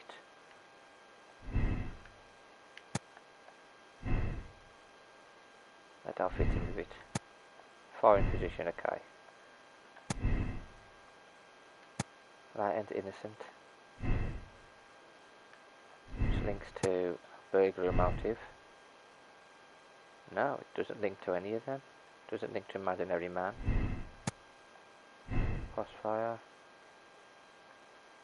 Foreign position, simultaneous shots. None of these link together.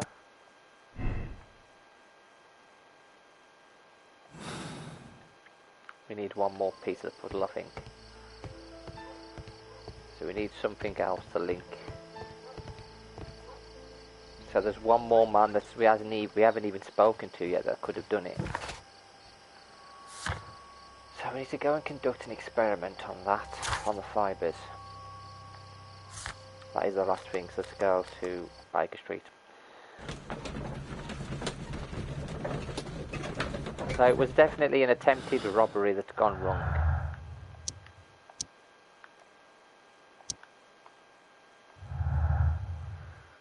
But who could have done it? Who is this this new person? Could it have been a police officer? That police officer was acting rather strange. Like the way he keeps trying to shoo the boy away, and the way he's speaking to the children, as if they've actually done something wrong. Let us take a closer look.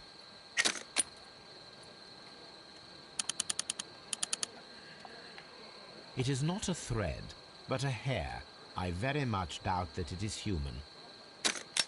I need to compare this sample with a human hair and a horse hair.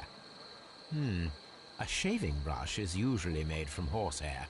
Watson, could you please pass me your shaving brush? Here you are. Watson, look, what's outside the window? Well, I don't see anything. Ouch! Holmes!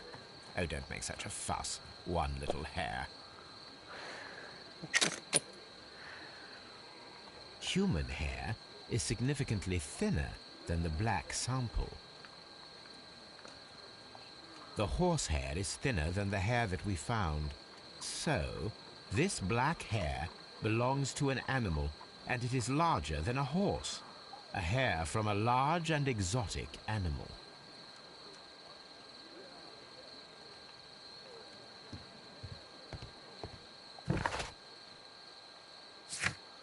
Okay.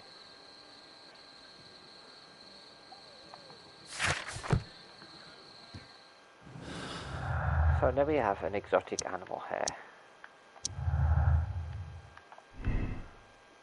Circus acrobat.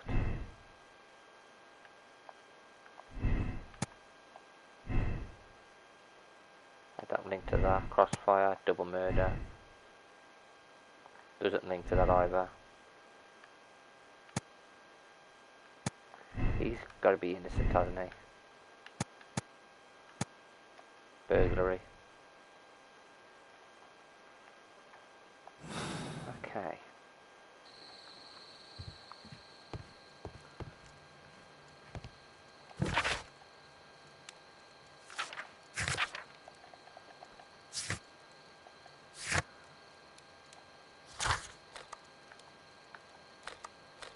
Pawn shop. I need to look at this now. I need to look at that ledger. It needs to. For some reason, it's not letting me view it. I'm hoping it lets me view it now. We need to view the ledger because there's something on that ledger which will tell me a name at least. Someone who could have been involved in this.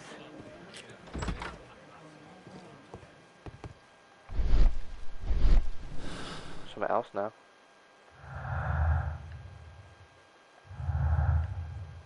I don't know why it told me to press triangle then. There's nothing in here just yet. Shelves. Anything else?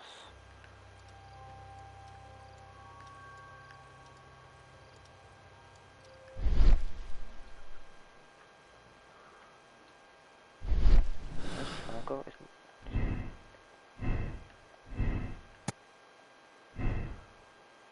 That doesn't link with it.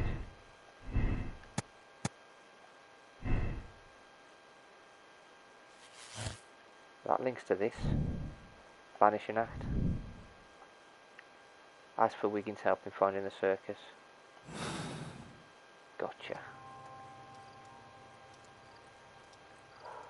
Where is Wiggins?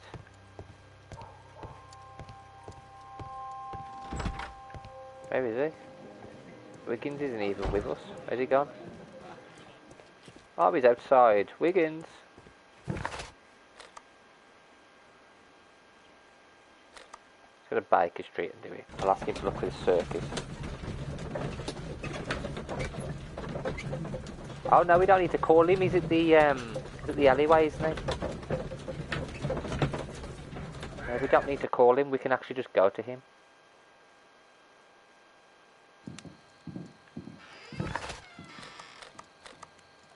Yeah, there's no point in us calling him to that place where we can just go to where he is.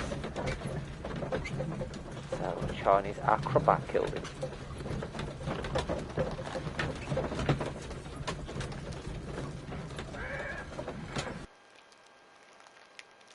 Wonder why.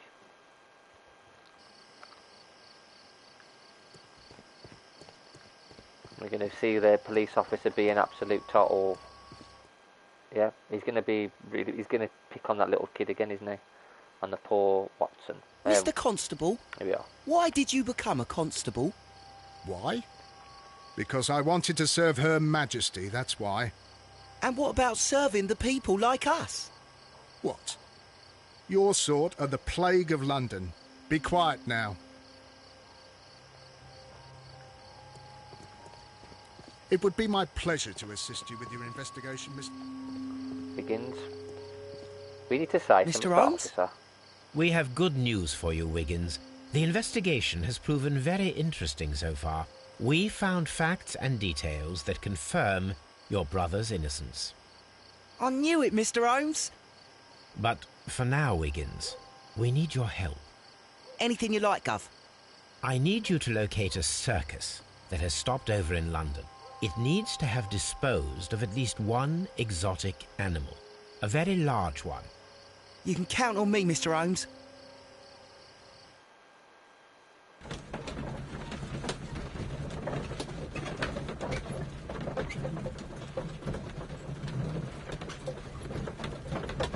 Where's he going now? The next morning, very early, okay.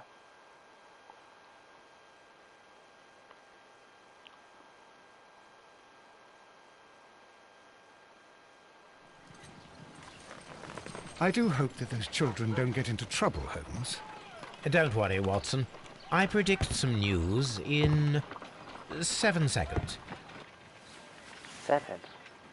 Mr. Holmes, we found it. Here it is. That wasn't 7 seconds, was it? Duval Brothers, a well-known travelling circus that is currently stopped in London. We're going to the circus. And this is a young Indian elephant, the highlight of the show. I believe that is exactly the type of circus we are looking for. I'll pay it a visit. We're going to the circus. God, this is a long one. We've got a golden ticket. It's got to be this, hasn't it?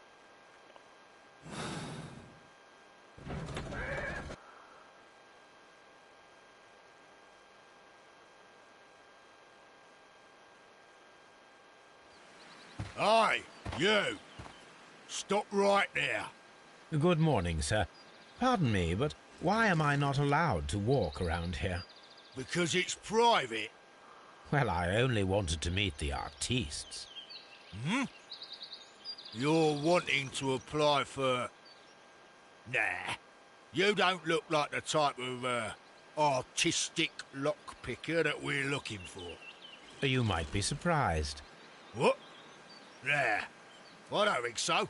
Clear off.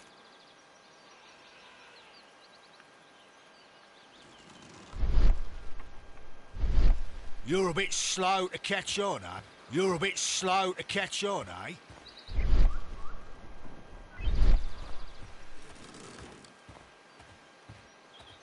That'll be something I can do.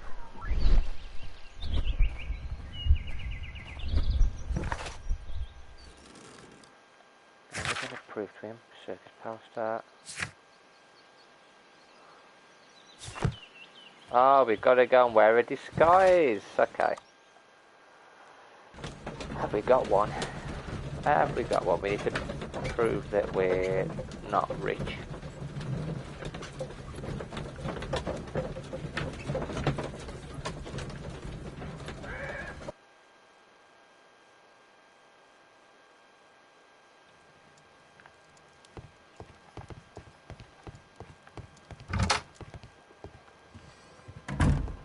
Okay, so we need to wear a disguise.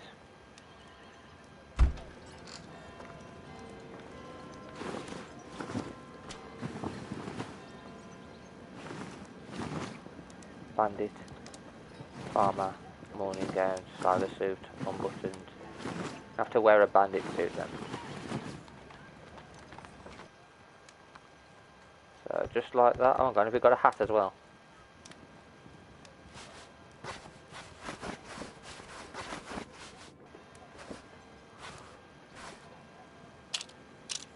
Right, well, my glasses will do.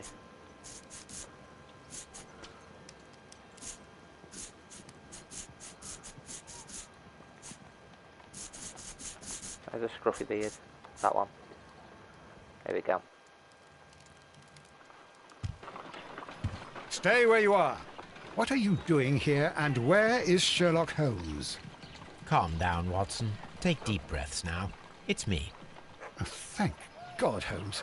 I can't get used to your disguises. Thank you, Watson. That means I am ready to go.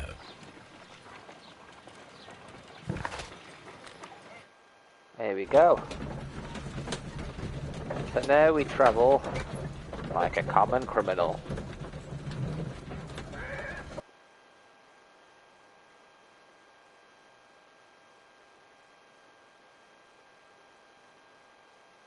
Who are you? What's your name? My name is Nigel. I'm here to open the locks. Talented, eh? Let's see. Go inside the marquee and show yourself to Charles Foley. And I'd highly advise you not to trick him. Got that? I've got it. Oh, bloody heck.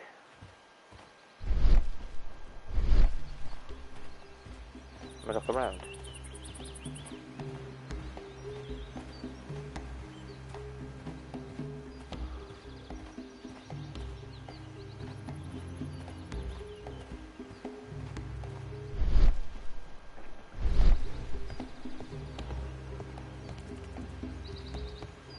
Nothing else for us to see apart from getting here.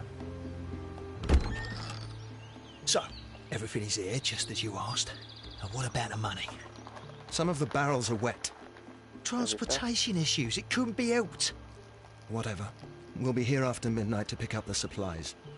I want to be Please. paid first. No. You'll be paid after we make the transfer, as I said. Right? I hope that no one saw you. The police are on the lookout. Of course not. I'm a professional. Glad to hear it. Be ready for tonight, then. I'm a professional. Well, so am I. So am I.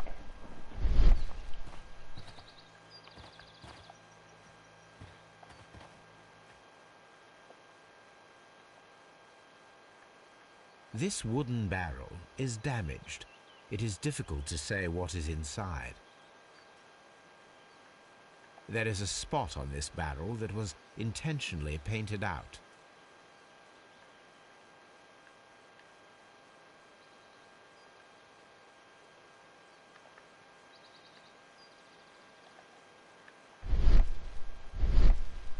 This wooden... I need something to break it down now. The barrels are roughly clustered. It seems as though they were brought here in a hurry.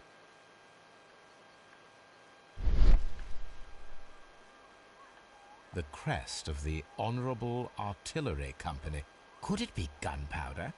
I need to be sure.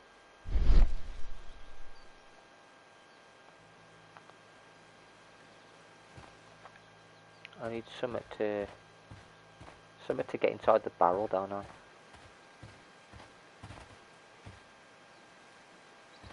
Drink break. See you in a bit.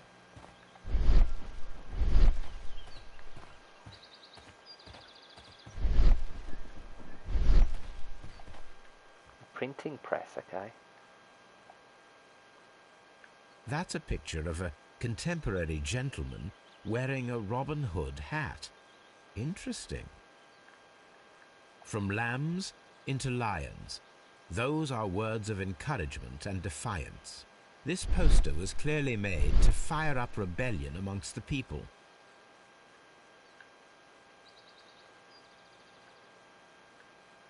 This printing press is old, but still quite capable of printing hundreds of pages per day.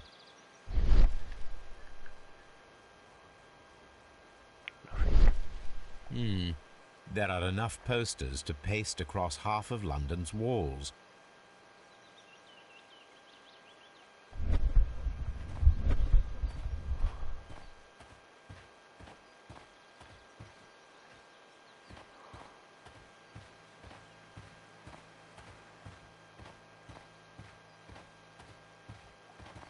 Maybe I could use that piece of paper to get in there. Here we go. Judging by the fractions and the scent, I can confirm that it is, in fact, gunpowder. Powder kegs, a printing press, and a great many blank papers. All of this was stolen by the Merry Men quite recently. And these poster samples. I am quite sure it is not a coincidence.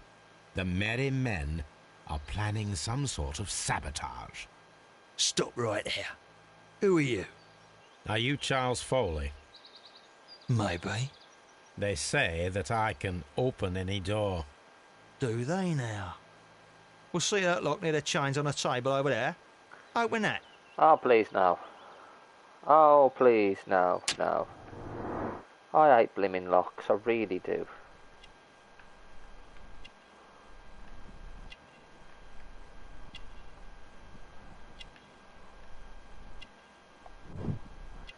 Complex key, protected safe. He's been shot, armed.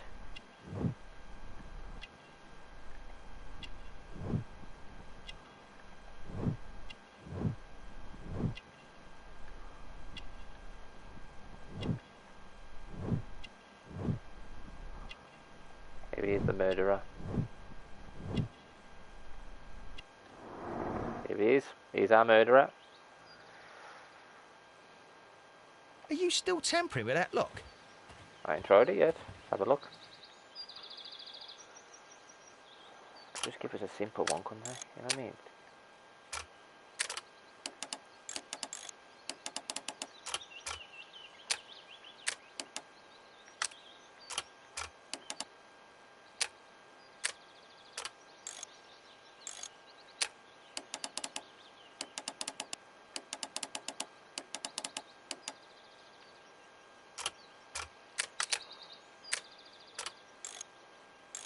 How does that kind of go?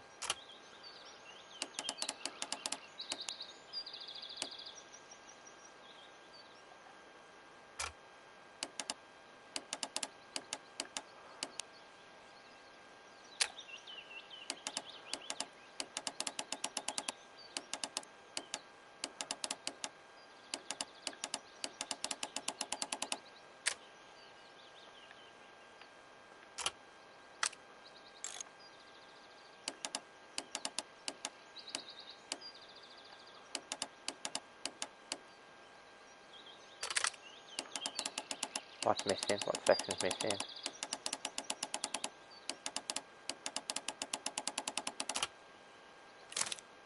No, that's done it in here.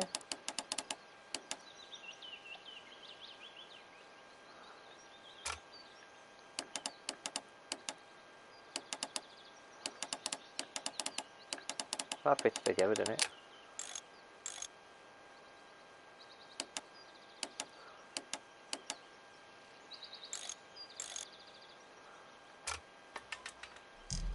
Boom!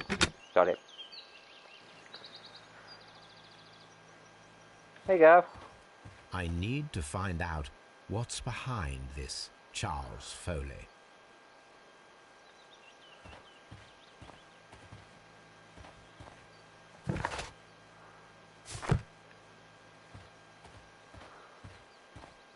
I need to find out what's behind...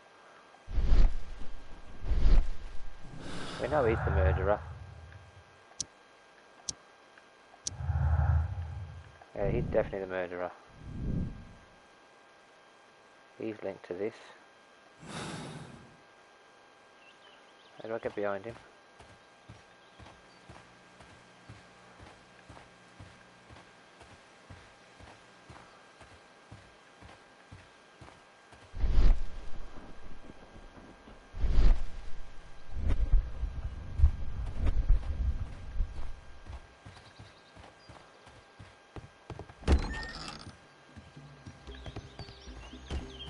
I got behind him.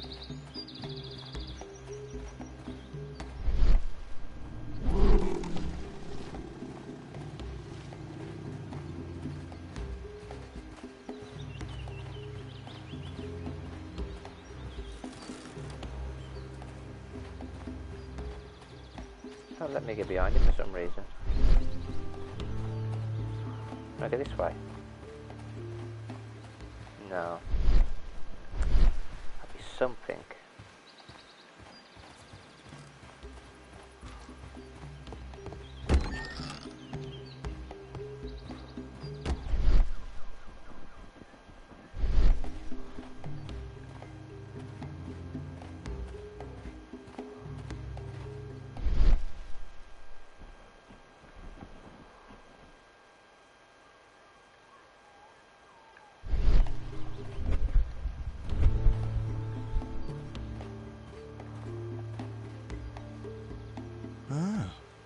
Well, they're right.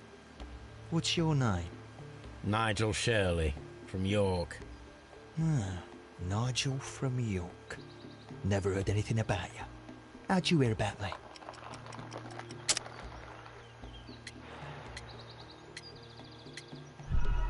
Now. How would I Nigel heard from from him? York. Never heard anything about you. How'd you hear about me? Ah, child. It's a long story. I met your brother, Vincent the Butcher Foley, in prison.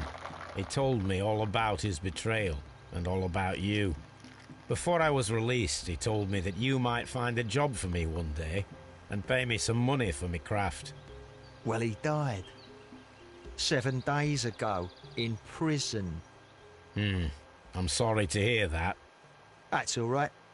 The traitor has paid the blood price for it. And you'll do the job anyway, because I need a talented lockpicker. I know just where to search for his legacy. It's all about the Hellenistic treasures, isn't it? Osh, you fool. Now, listen up. You'll come with us tonight, and you better mind yourself. Us? Wait, who's coming then? Billy, Jack and me. And what will I get for that? We'll share the loot. The one you seem to know about. Right. Wait for us at the abandoned manor house on the corner of Ladbroke Grove and Kensington Park Road at midnight. Deal. I don't trust him. Don't trust him, it's a setup. Charles Foley is a member and the leader of the Duval Bros Circus. He's skillful acrobat who practices craft. He's armed and dangerous. He also murdered. He definitely murdered a guy.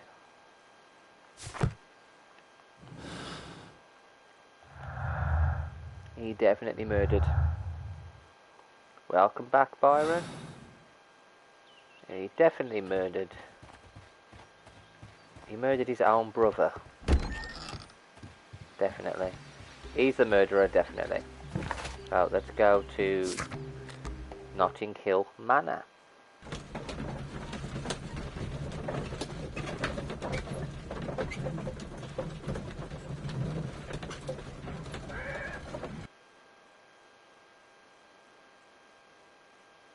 Here I am at the manor. Somewhere inside it are the Hellenistic treasures. This lock is quite old.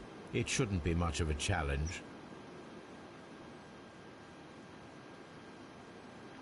Oh,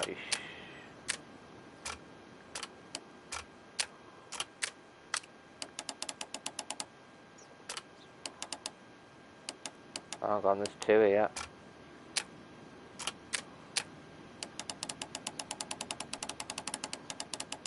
There's only one.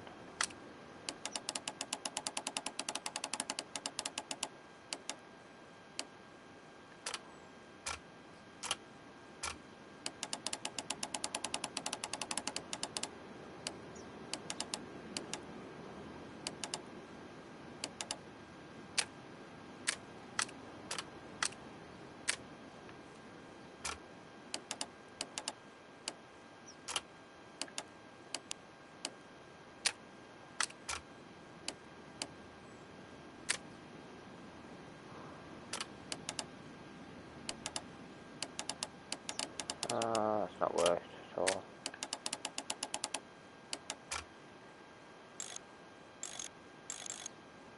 Got it.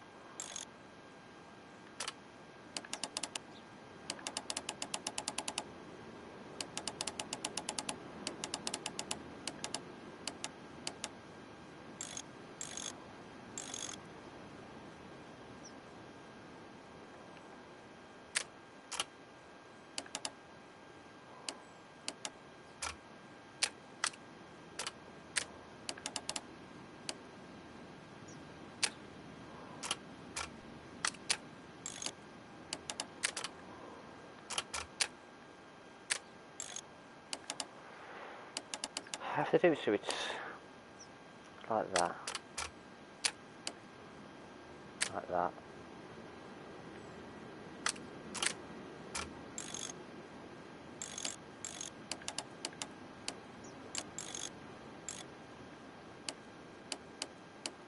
I think it's there, innit?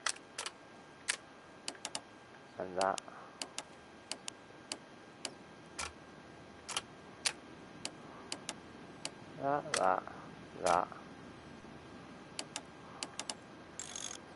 That. No, not all of them. That one ain't. No, that one still ain't perfect.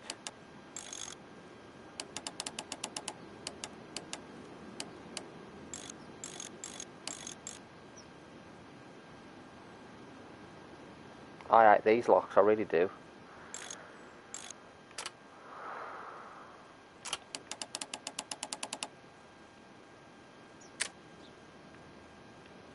I don't know why they have to have so many locks.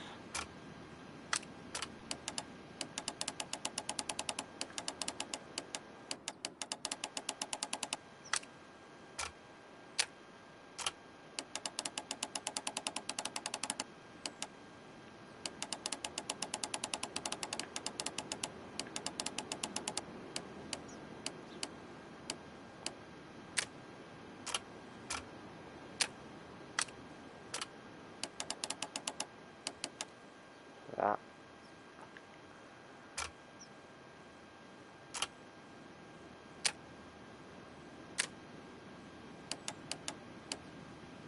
Oh, that works.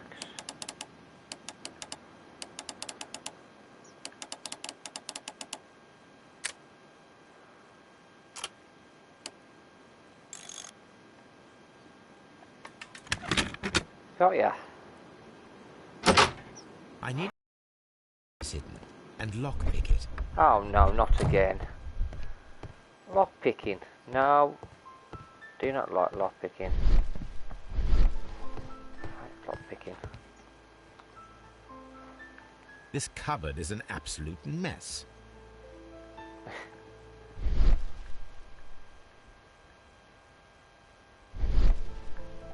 This cupboard is an... As if he's so bothered about a mess.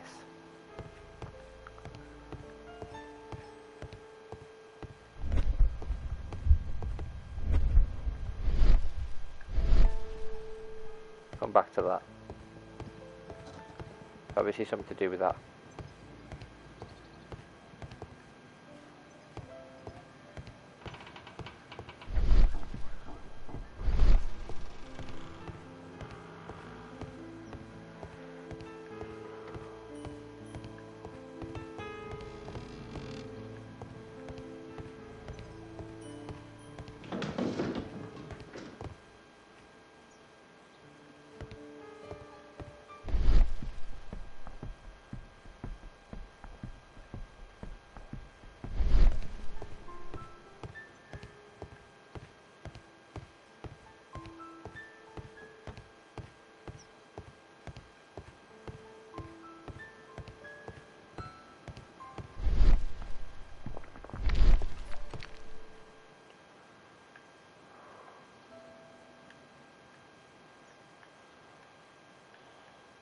Several books have fallen from the shelves.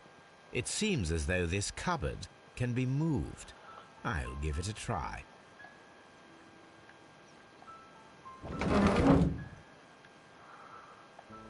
So, that's the lock I must open tonight. Let me see. Oh, you are shitting me. Really hate these locks more than anything. There's only the one in there.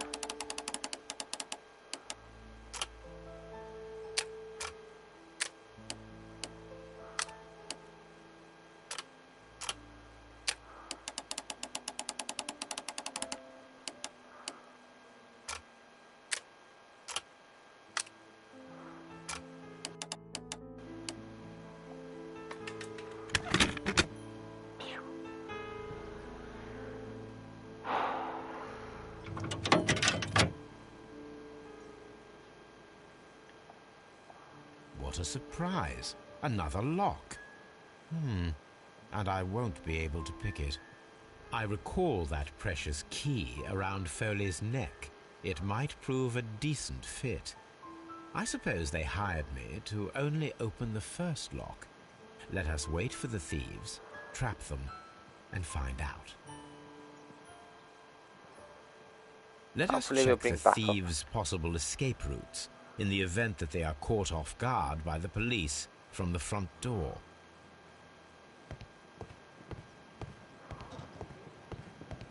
This door is a perfect means of escape in an emergency. This door is a perfect means of escape in an emergency. Oh no. This should be useful.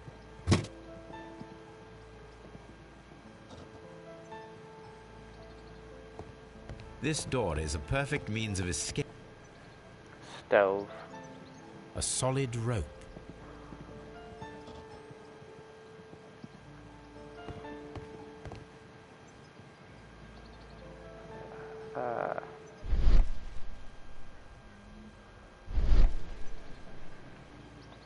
A solid rope. I don't need that yet. Okay. Obviously don't need that rope just yet. The ground floor window is a perfect way to escape the police.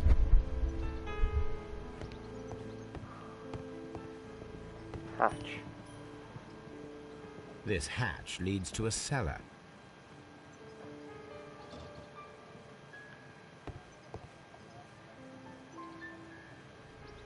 This hatch. I need something to put across the hatch to stop them from walking away, don't I? I know, it's quite a long one, this one.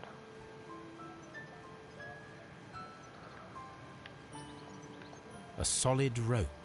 No, not a rope. Can't pull a rope on top of this hatch. What's that? Kitchen door. Lock a chair. The door is now blocked.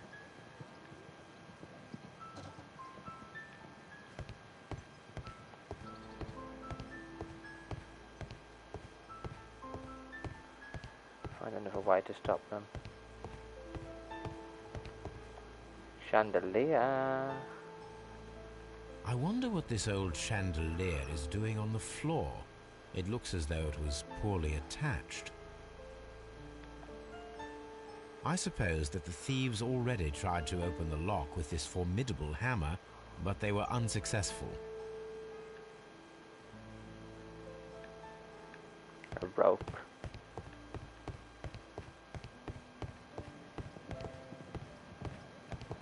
Rope for the chandelier, maybe. This should be useful.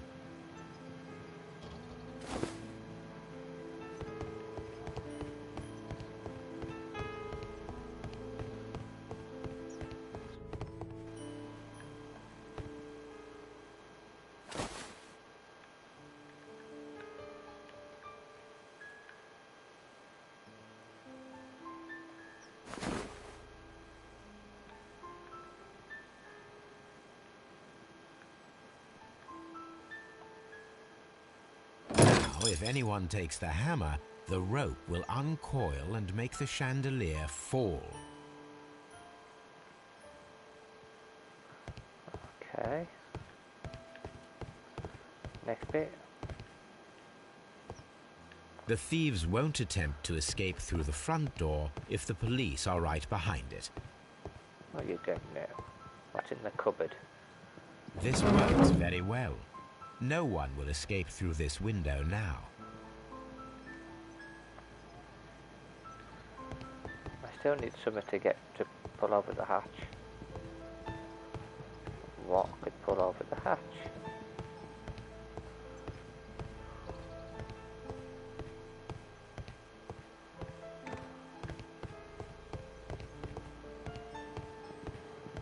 Although this window is high above the ground, it would be possible for one of the thieves to attempt to use it for their escape.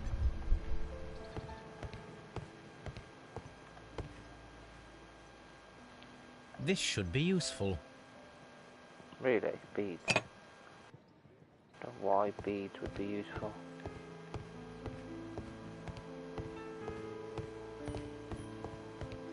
Although this window is high above the ground, it would be possible for one of the thieves to attempt to use it for their escape.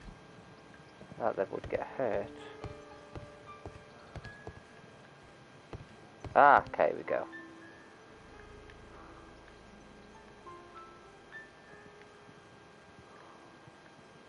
Where's that then?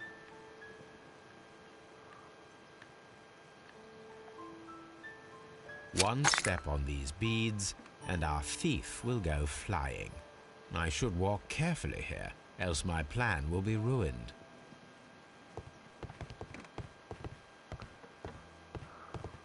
One more thing to cover up, haven't I? This.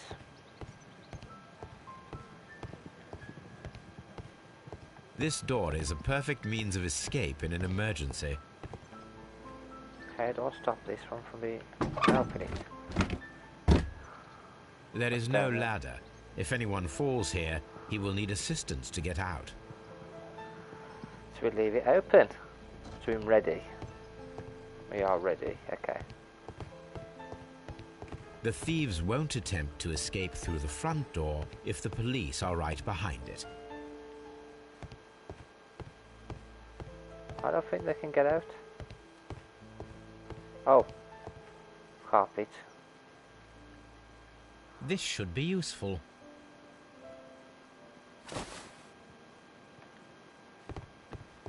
To put over the hole.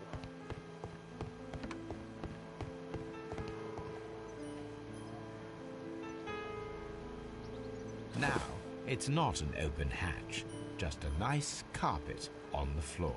I should walk carefully here, else my plan will be ruined. Oh, for God's sake.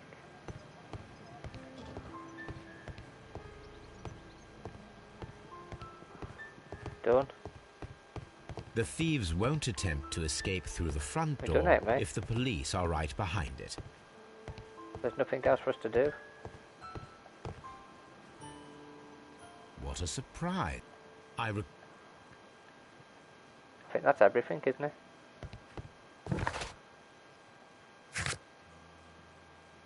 Check the possible routes of escape. I don't think they can escape. I don't think there's anywhere else they can get through. The window? No. No. Front door? We've already said no. There's that door, but it's now blocked. I don't think there's anything else that can go on top of that.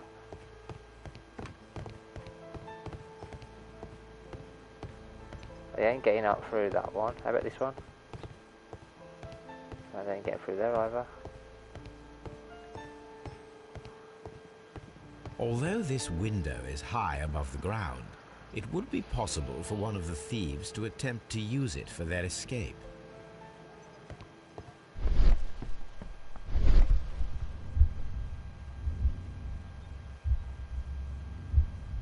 Any thief who finds his way upstairs will roll down very quickly. If he runs through the dining room and takes a sledgehammer to force open the door, the chandelier will knock him down. Now, if a thief runs through the kitchen, he'll pay a surprise visit to the cellar. The traps for my circus companions are all prepared. I can leave now, but I'll return later with Charles Foley and his companions. It's like Home Alone. The only problem is with this plan, we're screwed. I do still think we need to take the police, meet them there with the police and arrest them all. It's quite clear that they're the murderers. Police! Police!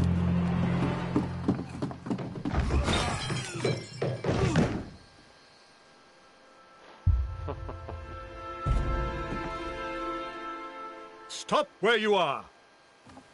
Where are they? Trapped, Watson, with your assistance. How so? You sounded just like a real Bobby, my dear fellow. You startled them into the traps. I did? I assure you, Watson, it was quite an entertaining show. They will not escape the house now. You scum! And this is the pistol used for the murder in Half Moon Street. How'd you know about that? Have you closed the case yet, Sherlock? Mycroft, what are you doing here? Did you follow me?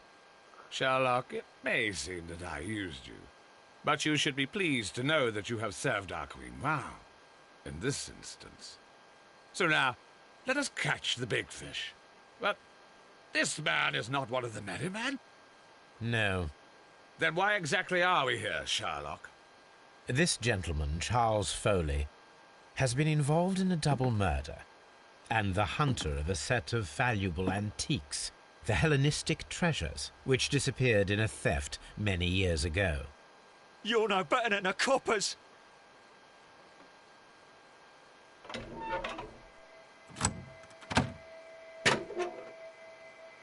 There we go. Holmes, that is incredible. The Hellenistic treasures. Indeed. Nothing but trifles. Where are the merry men? I don't know why you are asking me, Mycroft. They are yours to find. Yeah, why did you follow us? I'll see you soon, dear brother. Why did he follow us? Don't move. The trap with the chandelier worked perfectly. Charles Foley has been knocked down. What a beautiful collection of art. Okay, now we got the last piece. Precious safe, long lost art. It worked. Got him. Foley's vengeance. Absolve him? Why on earth would we absolve him? Charles Foley organised and executed a wicked plan of revenge with the added theft of ancient and valuable treasures. Okay, because it was his brother. So, let's condemn Foley. It was him. We know that, so let's condemn him. Finally, Charles exactly. Foley, you committed the crime of premeditated murder and of theft. You will be severely punished for your deeds. You are pitiful. You Scotland Yard dog. Save your words for the gallows. I'm sure the journalists will love them. I shall leave now, Watson. Gentlemen, please take our friends here into custody. Where are you going? I have unfinished business. I'll see you at Baker Street. Unfinished business? What's he on about? Where the hell are we going then?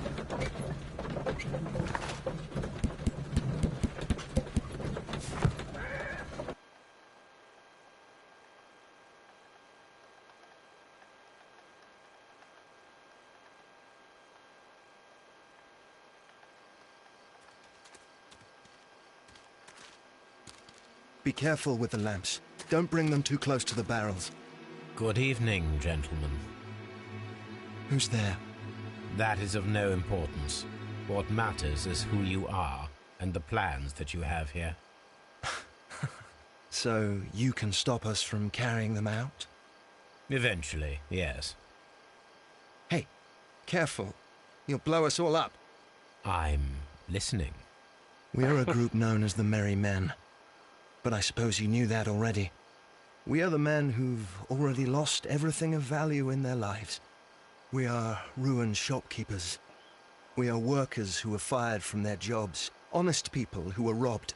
We were forced out from our homes and thrown onto the street, and all of this in the name of the so-called law. The laws that were set out by our government.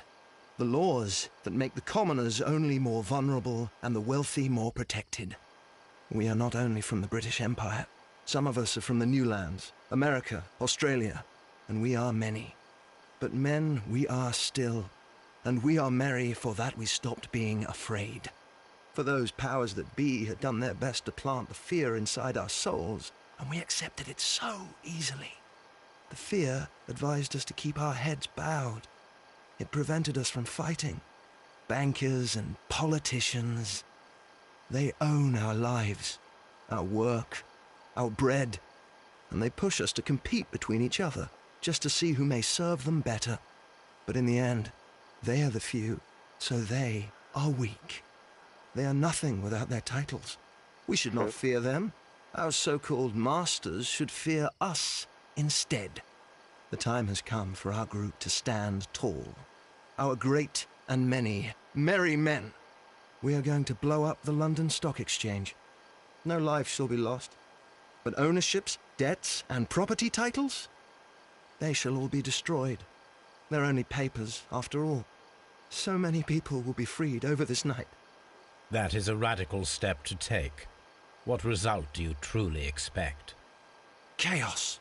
But soon people will understand that they are free, and that they don't belong to anyone. They will be able to work for themselves, together, without letting the rulers dictate what to do, and finally justice will arise. What you are intending to do is a crime. It is not justice. How do you see justice, then? Kids go to prison for a loaf of dry bread. And how many lords do you see punished for stealing from their people? Sending them to their deaths in mines or overseas to fight for land? Our masters wouldn't hear us. So now it's time to sing the song of the merry men. Will you let us do our duty? Will I let them do their duty? Throw a cigarette. Do I have to? Powder trail or in water? I've got two choices. You know what? Screw them. Do it. Let's help them. When the law serves only the few, it can no longer be trusted. Every man is equal, and he has a right to choose his own way. And I shall not stop you.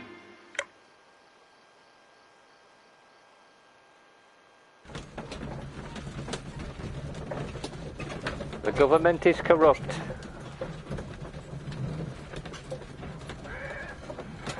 There we go. We won't stop them. They're not going to kill anybody. They're just going to get rid of everybody's debts.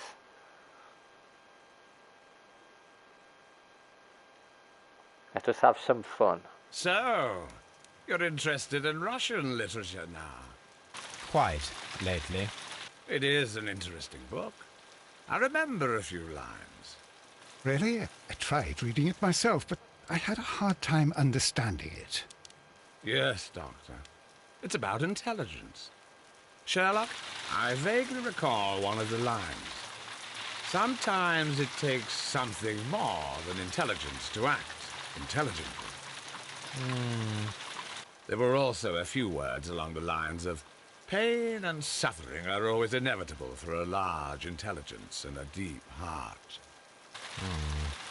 Tell me, Doctor, does my brother show any signs of pain or suffering? Not that I know of. Because you see, Doctor, behind all of his masquerade, my brother does possess a deep heart. So deep that he does not recall where he places his love. Well, I'm sure that... His love and his duty that, in the first place, should be directed towards the Empire. For without it, we would be nothing. A country filled with uncivilized men. I should leave now. Sherlock, Dr. Watson.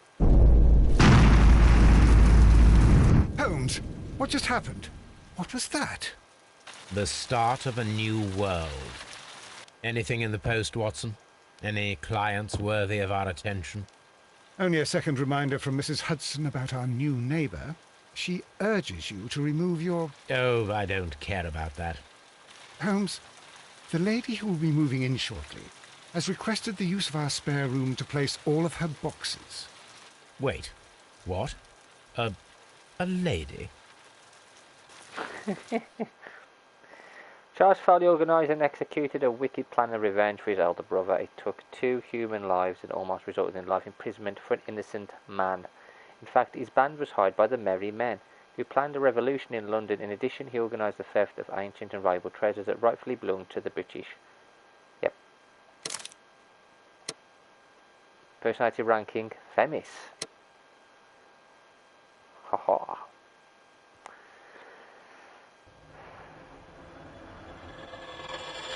I'm done. There we go, guys. Finished.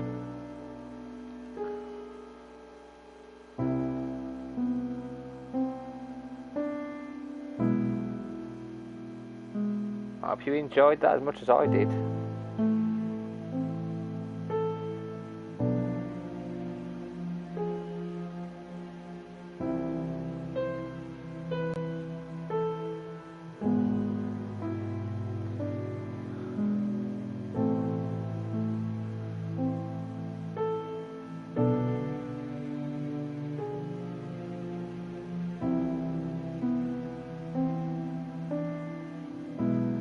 Wow, okay, Themis is, in Greek mythology, one of the 12 Titan children of Gaia and Uranus and the second wife of Zeus. She is the personification of justice, divine order, fairness, law and custom, and her symbols include the scales of justice.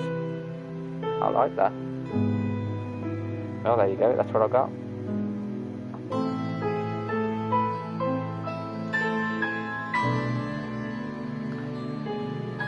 I am... Here we go. Come off the credits. It's loud, isn't it? Right, we are going to finish this stream here, because that's it, we finished it. Finished Crime and Punishment. Oh, hang on, one last scene.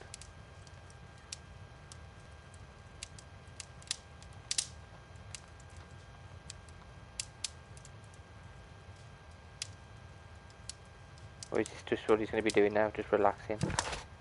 Casebook. Baker Street. That's where we are. This is the ending of it, Crime and Punishment. Thank you all for watching the charity streams we've done with this game, made by Frogwares in Ukraine. I'm going to finish this stream, then we are going to come back in a little while. I'm not sure how long.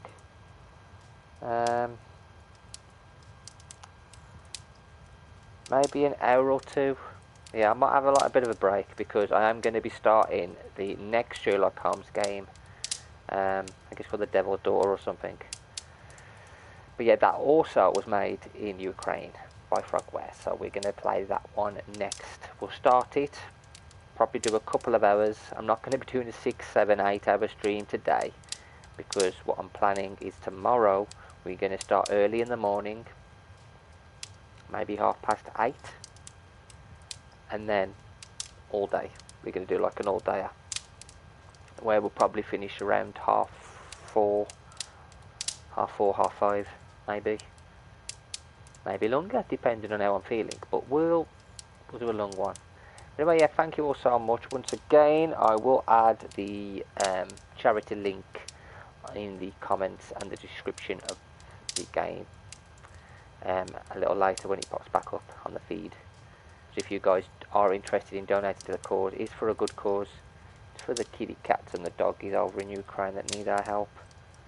Yeah, anything's appreciated. Like, if you can't donate, like the video and share it so people can be aware of what's happening.